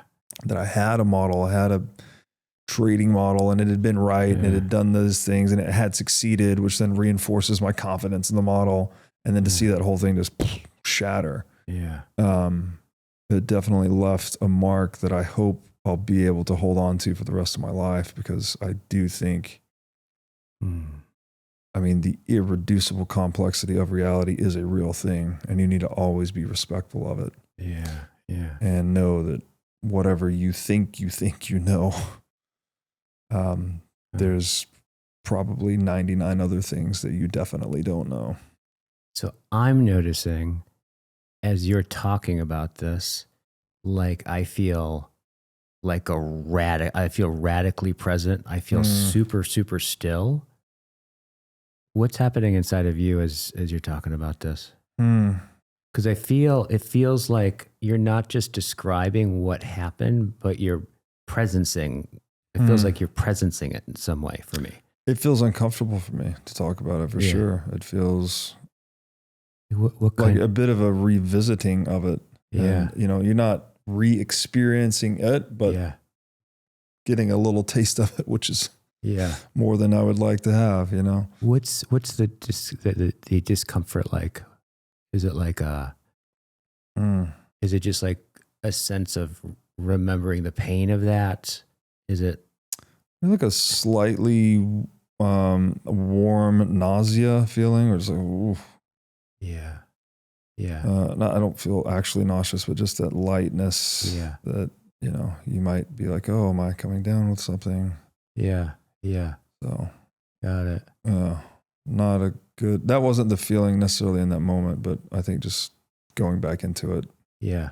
It manifests that way. Yeah, totally. So. And there,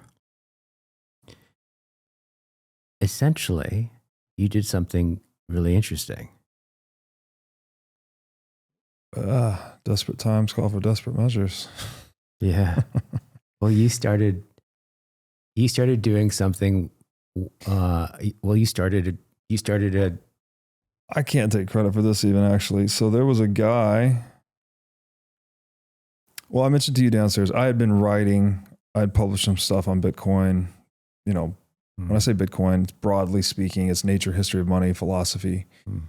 But I'd also been working on a lot of written pieces that I hadn't published. Yeah. And I kind of had this habit of, which I still deal with to some extent. Like I keep working on the thing for way longer, for a very long period of time before I finally publish it. But this experience was a forcing function. I'm like, well, now I don't have anything to do but write and publish. Yeah. And I have a serious need to publish some things. Yeah. If for no other reason than to just help other people, I'd always gotten good feedback on my writing. And so I published a piece, The Number Zero on Bitcoin. And you published it on a blog or? On a blog, yeah. Right around that time, I'd have to look back at the month. It was either March or May of 2020. Yeah. And then the second piece I published was called Masters and Slaves of Money. That was on the 4th of July, 2020. I remember that one because of the date. And those were my two most popular written pieces that I'd ever published. And I went on to publish other things, but those two were the best. The first two things that you basically published. First two things I published. And then it was, this is right out of one of the most intense from periods the pain. Of your, Yeah. So there is some, and I don't know the relation here, but the relationship between art and pain is interesting. Yeah. Also pain and wisdom and all these things. But for whatever reason, those were the two pieces that were most successful up until that point. Then I was going on. It's just real quick. And what was it like? Okay. There's the experience of writing it, right? And then publishing it, which you're already in a time of complete vulnerability, right? And now you're taking something super important to you and putting it out in the public. That's intense. That just strikes me as pretty intense. Was that intense for you at the time or? Yeah, it surely was. And again, I had done it before, but this time, I guess it just had my undivided attention. It was it was the only thing I was doing at the time, so you wrote it with your whole being. Yeah. I think so. Yeah. And it was well received. It was that part. When you notice people reading it and responding to it well, how did you make sense of that? What did that feel like? Well, it's strange when you publish these things.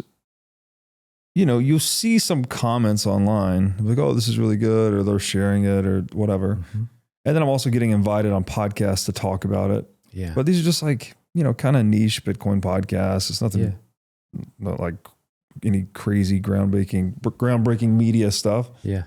And so I don't think you get an exact sense of the impact it's having. Like it kind of has a slow burn too. Plus people read this stuff years later. Yeah. So you release it and then people start reading it and start talking about it. But these are long essays. These are 40-minute essays, so it's not a blog post. I'm posting it as a blog, but takes you 40 minutes to read it. And my writing style is very dense. So maybe it even takes people longer than that. But I am getting some positive feedback, and that feels tremendously good because I feel like I've got my hand on something. I've got a grip on something. I can like pull myself off the bottom.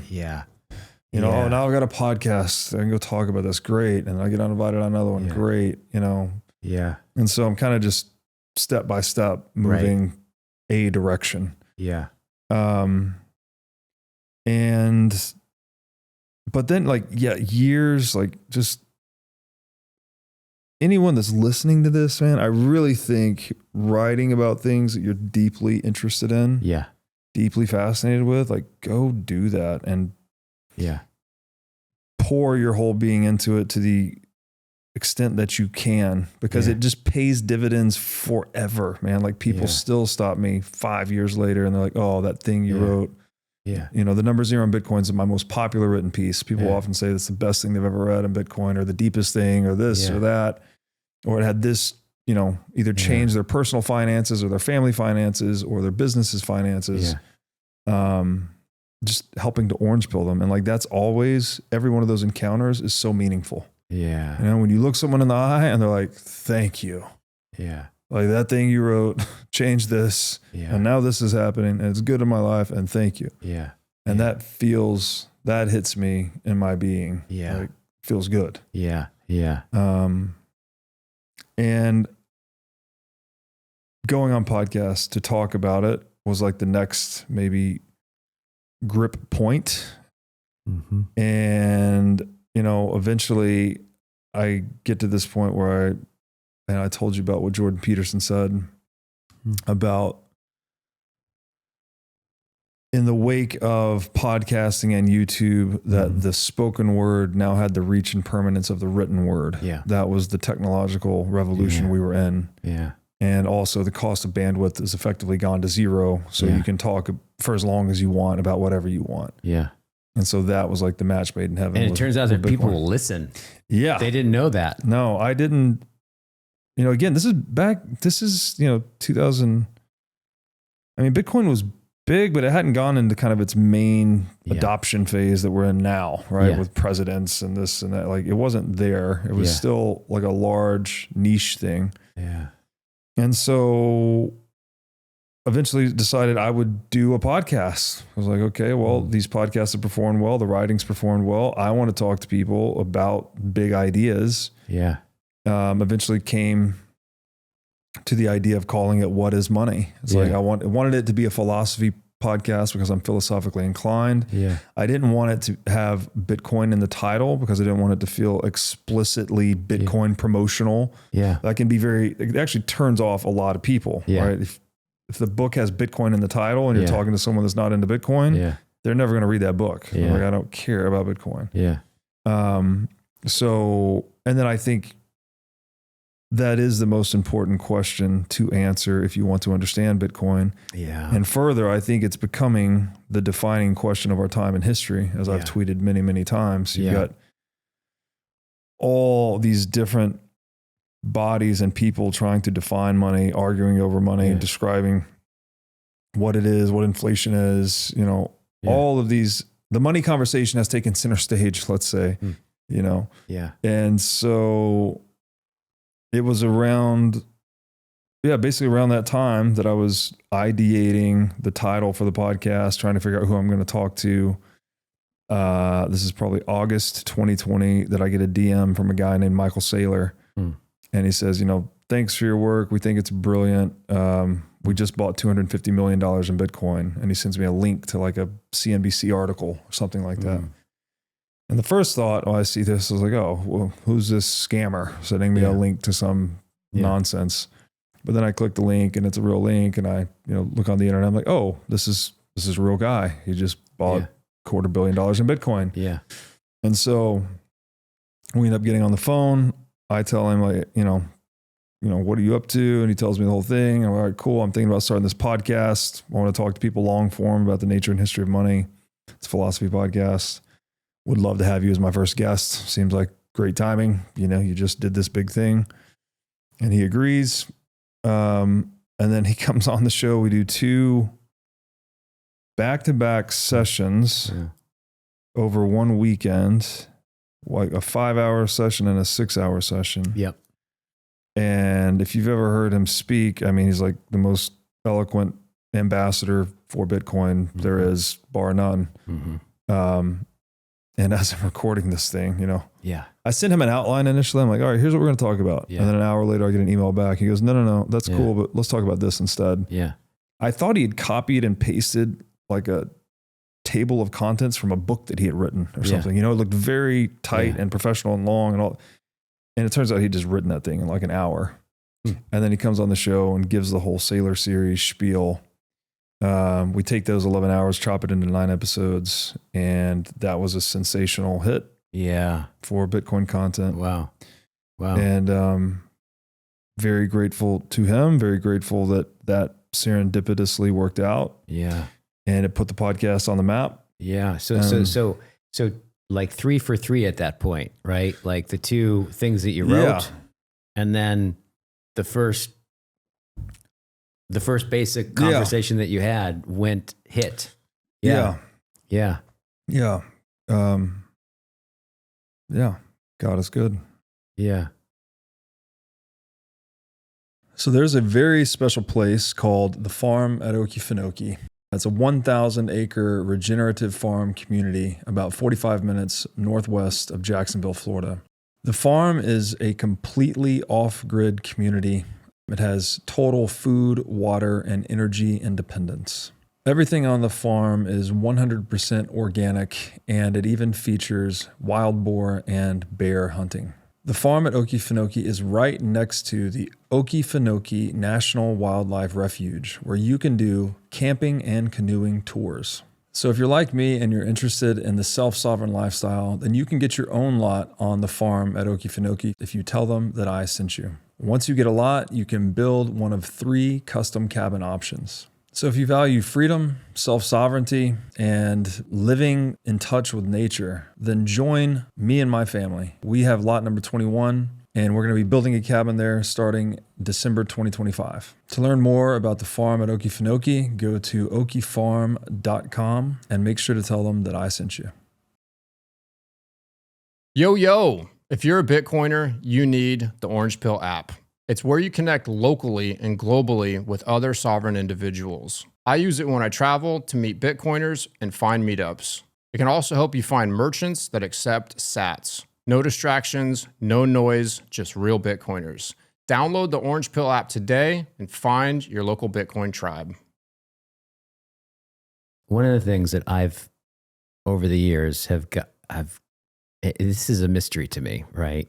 And I think about this a lot, but one of the things that I've learned through dialogue and circling is this experience of being deeply seen, right? It's one of the things I hear from circling, right? Like more than anything else is like they talk about the kind of one of the transformative kind of elements is this experience of being deeply recognized, like deeply seen. This is the level of intimacy they didn't know existed kind of thing. Yeah. And it's not like it's not narcissistic reflection. It's like usually when someone feels seen, it's like when someone beholds the other in such a way and expresses it, right? That actually what you're saying, that person didn't totally comprehend about themselves. Then they feel seen. It's not like this mirroring thing, right? I'm wondering about like, is part of, and has been part of this process for you, like, and again, like not being comfortable, right, initially with like being visible like that, the success and people, telling you about the impact of your work on them, and then seeing all the people being interested in this, it's like, do you have a sense of that Are you being seen through that? Are you being recognized through that in some way that's maybe even recognizing something that you didn't quite realize before? One of the most fulfilling aspects of getting into Bitcoin or becoming a Bitcoiner for me has been that feeling of camaraderie. Like a lot of people that I've interacted with professionally, even personally throughout my life. Like, again, I've been fortunate to have really good, close friends that I could go off the philosophical deep end with and, you know, all that. But generally speaking, I haven't found like a general group of friends or colleagues or coworkers or anything where I could just unfiltered talk. Yeah. Well, you know, I've always had to try to like keep it down to earth a little bit, you know, don't get too far off in the cosmos. But with Bitcoin, it's just like everyone's off in the cosmos, you know, everyone's brilliant beyond, like they're talking on a level I don't understand. And we're all, it's just a lot of really smart people that are, you know, again, high in openness, low in agreeability, but all in deep agreement about this one thing. Yeah. And so it not only does Bitcoin give me this channel to pour all of my curiosity into, but it's also given me a communion or community, I guess, of people to speak radically openly with. Like I could just say whatever I'm thinking, feeling, connections I'm making, and just pour it all out there, whether it's in the written or the spoken word. And that's, there's been receptivity to that. Yeah. And so, and I think response. Yeah. And I think I do feel that philosophical part of myself is deeply seen by people that have appreciated my work. And that's wonderful because before that, I mean, I didn't even fully understand this side of myself existed, right? I just like to read and think and, you know, my poor girlfriends that I'm dating or my poor best friends are getting just bombarded with my non-small talk. But in Bitcoin, I found a community that was very appreciative of that. Yeah, totally. Yeah, I would imagine that's been, well, let me ask you about this. So one of the things I also wanted just to talk with you too about, so you're interviewing people like 650 times over the last 4 years, right? You are in conversations with people that are like you know, not about the sports and weather, and, right? Not small talk, deep talk. So what has been the impact on you of just simply having these kinds of conversations explicitly about this kind of at this level over 4 years? Man. Like, what's been the impact on you, as you think about it? I don't even know if I could. I don't know that all of it's conscious, to be honest. A couple of things that come to mind is just doing the reps.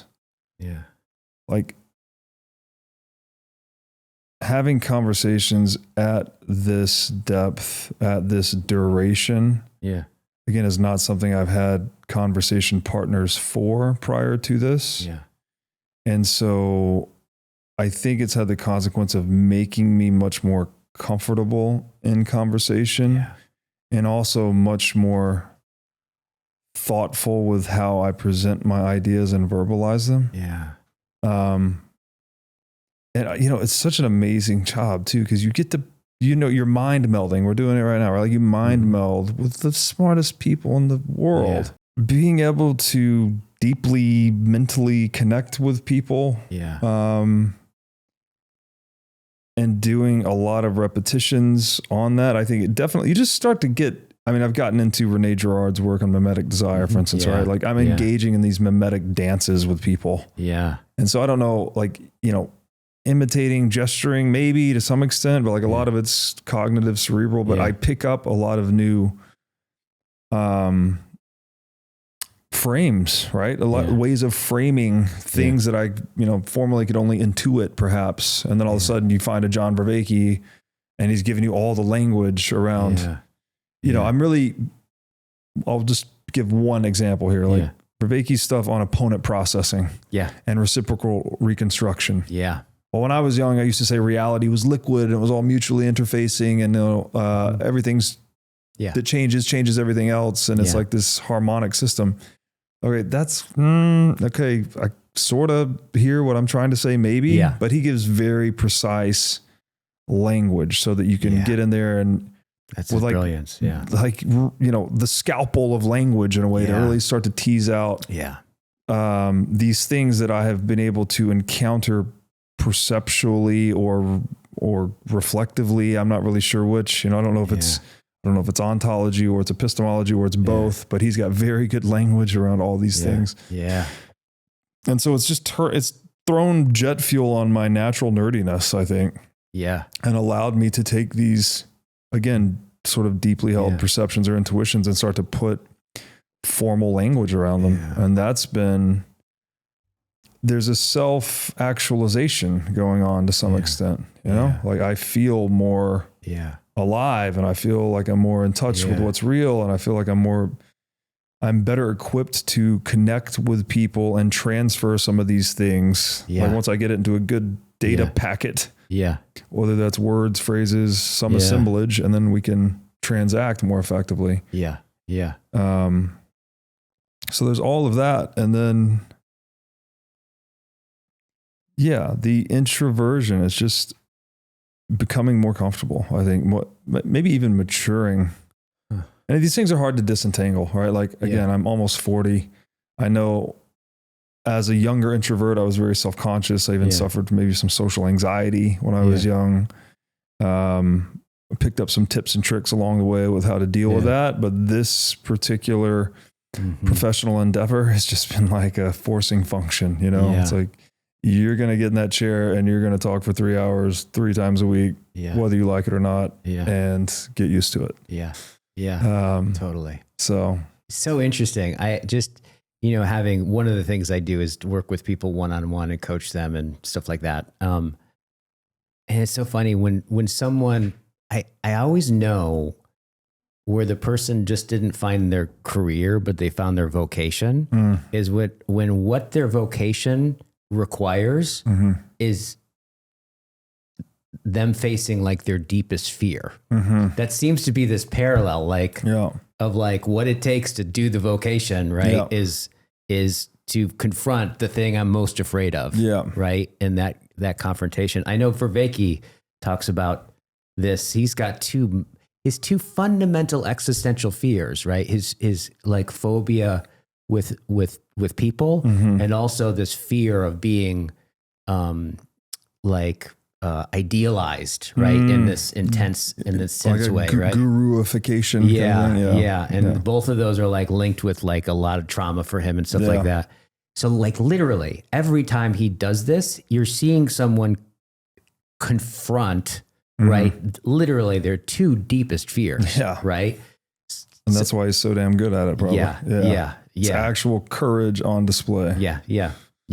One other thing I wanted to throw in here just before I forget that I can't even take credit for starting the videos or the podcast. Actually, there was a fan that reached out, of the writing of my appearances on podcasts. And he's like, look, you just need to do more of this. Let me just build your YouTube channel for you. Like all you have to do is turn this camera on and like read your essay and talk about it. Yeah. Those were the first number of videos. Yeah, exactly. So I was so, I guess, in my own fear about it or whatever, so reluctant to do it. It took that from me, even in all that darkness and all that desperation, I still needed the push of someone that appreciated my work to be like, look, just read your damn essay and put it on a video and I'll do the rest. Totally. So very grateful for those angels in life. Yeah, there it is. There it is again. There's the gratitude. I appreciate it. And the other question I have, and then we can start to bring this to a completion. So the art of conversation, the art of dialogue, the art of interviewing. Like I know for me, there's something in me that understands after one of these conversations where I'm like, some of them were like, that was mind blowing. Mm-hmm. Right. In other words, we're like, nah, less so. Yeah. Right. There's some measure I have that I don't quite totally understand what the measuring rod is. Mm-hmm. And if I were to ask you that question, right? Like if you were to ask me that question, I'd usually my first inclination was like, well, it has everything to do with the guest, right? It's like with the guest, right? Which I would imagine it has a lot to do with the guest. But what have you found if we just pretended like, if we just looked at it from your side, right? Let's pretend like it had nothing to do with the guest and it went really well, or it sucked and it was all your fault. Like if it rocked, it was your fault. If it sucked, it was your fault. Have you noticed the difference that makes the difference in what you're doing, right? In the podcast that seems to have a conversation blossom versus. Man, that is a good question. I mean, man, I have not seen you do that with your face. You look like, because where I wanted to go with it initially, I shouldn't have, I guess, assumed I knew what the question was before you finished it. Yeah. But my initial instinct is that it's something about compatibility. Yeah. Like I would like to think, based on the past 3 hours or whatever it's been, like you and I have high compatibility, which I sort of knew going into this. We're already into the same things, and what do you guys call this again? This little corner of the internet, which is like a bunch of people doing philosophy basically on YouTube. Yeah, from dealing with nihilism and from different walks of life, but people that are very attuned and serious about it. Yeah, and also very humble and self-aware, and these things that I aspire to be. So initially, I thought it's something about compatibility. Like I would think this conversation has been one of those standout conversations for me.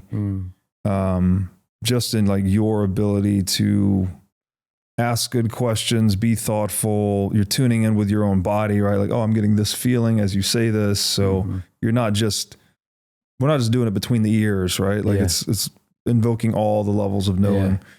But then the way you concluded that question was like, well, what if it's all on you? What is it about? And like, that's actually very mysterious to me. I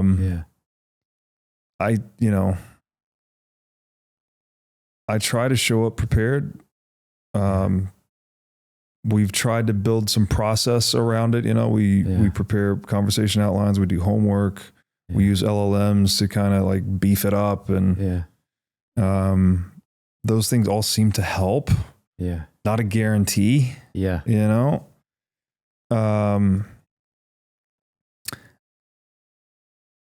I think there's also the possibility that, you're always bringing in your own baggage to some extent, right? If I didn't sleep well last night, or I'm, some other conversation I had that was hard is playing over and over in my mind, or I'm not particularly into the guest vibe for whatever reason, or the subject matter or the topic, like there's all those risks as well that I could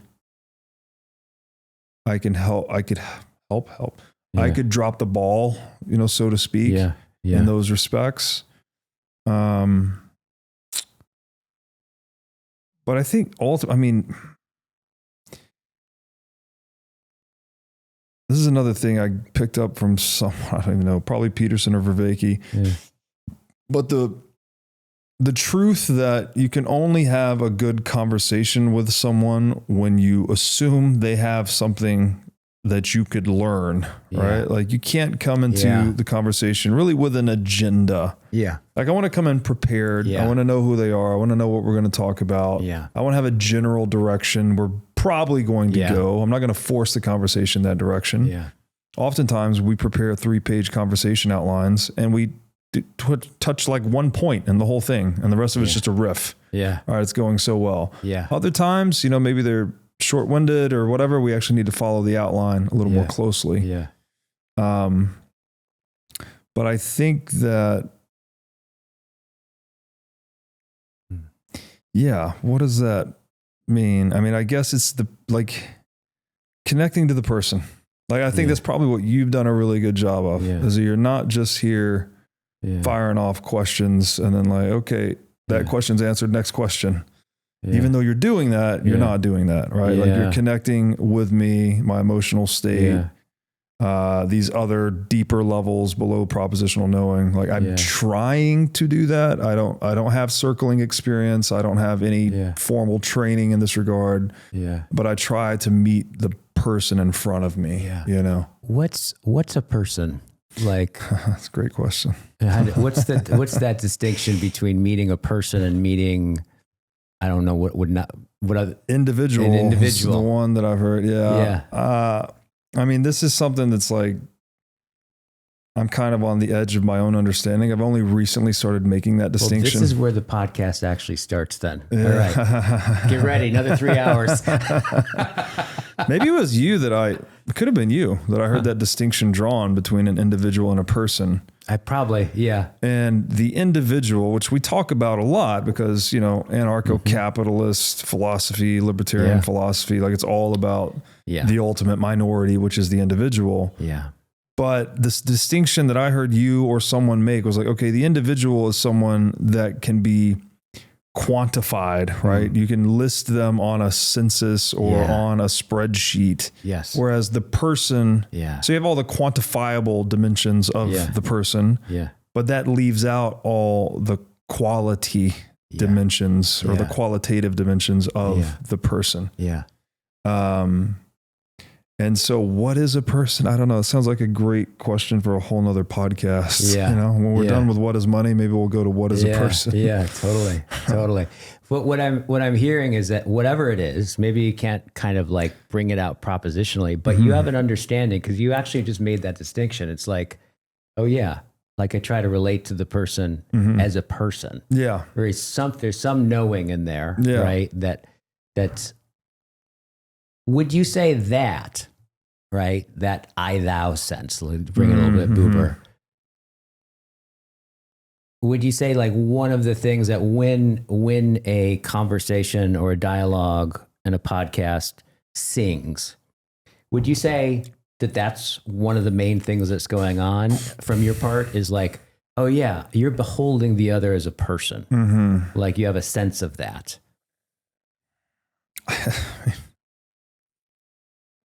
Love these faces. I think this is because you're framing it in a way where like, I don't think I've ever consciously said that or formulated that. My conscious formulation of it is I really want my guests to succeed. I mean, I do. You're really for them.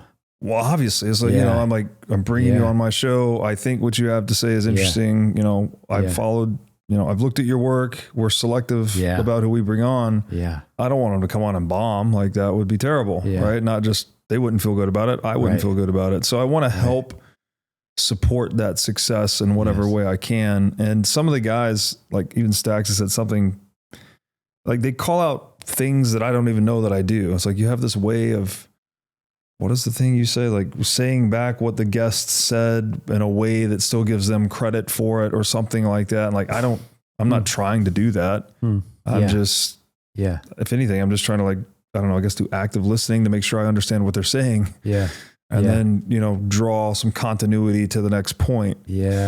But to me, that's just like trying to make a good product for the audience. Ultimately, I'm not, it sounds a bit more benevolent the way you're framing it is like, and I hope I'm doing that. I mean, but it's not something I've consciously tried to do, if that makes sense. Well, one of the first things you said when I asked you about this is like, you know, what have you learned or how's it impacted you being all this conversation? The first thing you said is like a lot of it is unconscious. Right. And so what I'm hearing is like a lot of apparently even what you've being pointed out to these things that you do, you're like not aware of doing anything. Right? So I don't know. I mean, I'm glad. I hope it's helpful. I hope I'm not doing too many unconscious things that are, you know, detracting from the quality of the conversation. I notice you're not drooling as much, right? I will at dinner. Okay, good. But Yeah, it's like kind of a spectator sport, podcasting, and you need both people, well, getting into the logos, right? The dialogos, right? Where they're both at the edge of their own understanding. Yeah. Neither one fully knows what they're trying to say or can say it, yet in combination, there's some emergence happening that something's coming out of it. Something catches. Yeah. And it's so interesting to me how that catch ultimately, right, is something that either happens or doesn't happen. Yes. But it's not something that you can produce. No. Right? You can set the conditions. Right. You can become more open to it happening. You can be more inspired by it happening. Yes. But whether or not it happens is a mystery. Very much like innovation in the marketplace. You can't force it.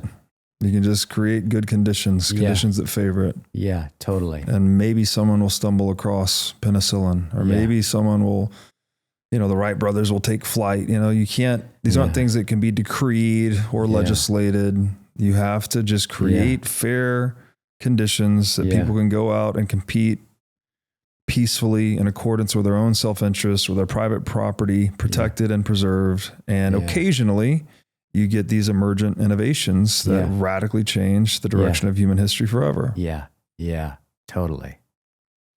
One more thing about this. So listening. I mean, this is a lot of what we're doing, right? When we're podcasting is listening. And if you think about the word where, one of the words listening comes from is the Greek word hearkening, right? This sense of hearkening, I didn't know that. Which is, and Heidegger talks about this, he makes this distinction. He's pretty famous for making this distinction about the difference between hearing and listening, right? Hearing is something like, the vibrations on your ears, right? Like the physical sensations, right? And here's the thing about it is he says, it's like, well, he doesn't say this. I guess I say this, but you can hear noise, but you can only listen to signal, right? Listening seems to be so tied to intelligibility. And so one of the things that you said that I thought about when you struck me, you said, there's something over there in my guest that I really like, I really want to know. And it's interesting because to listen, I don't think it's possible to listen that isn't a respecting.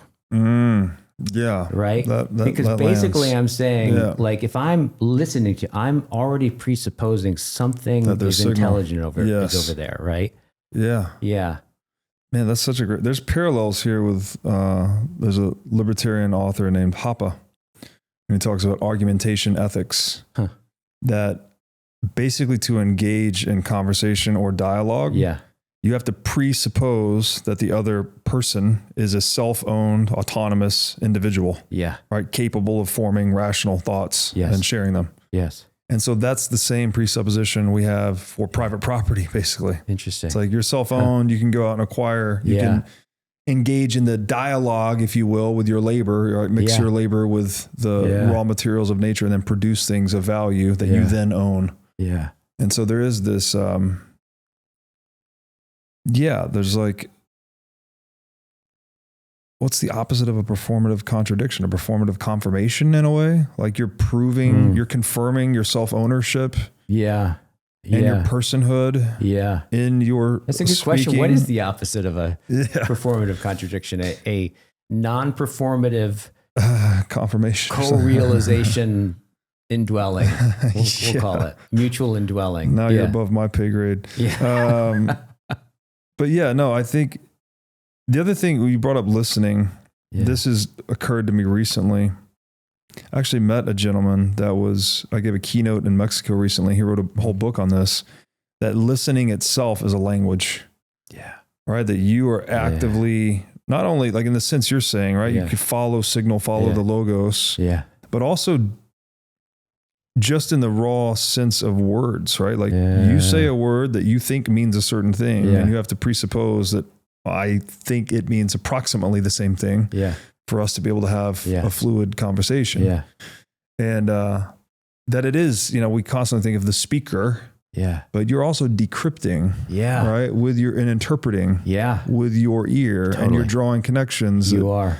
So it's a dialogical process in that sense. Even if you're sitting there silently. Yeah. It's dialogical. Yeah, totally. Yeah. This is really great.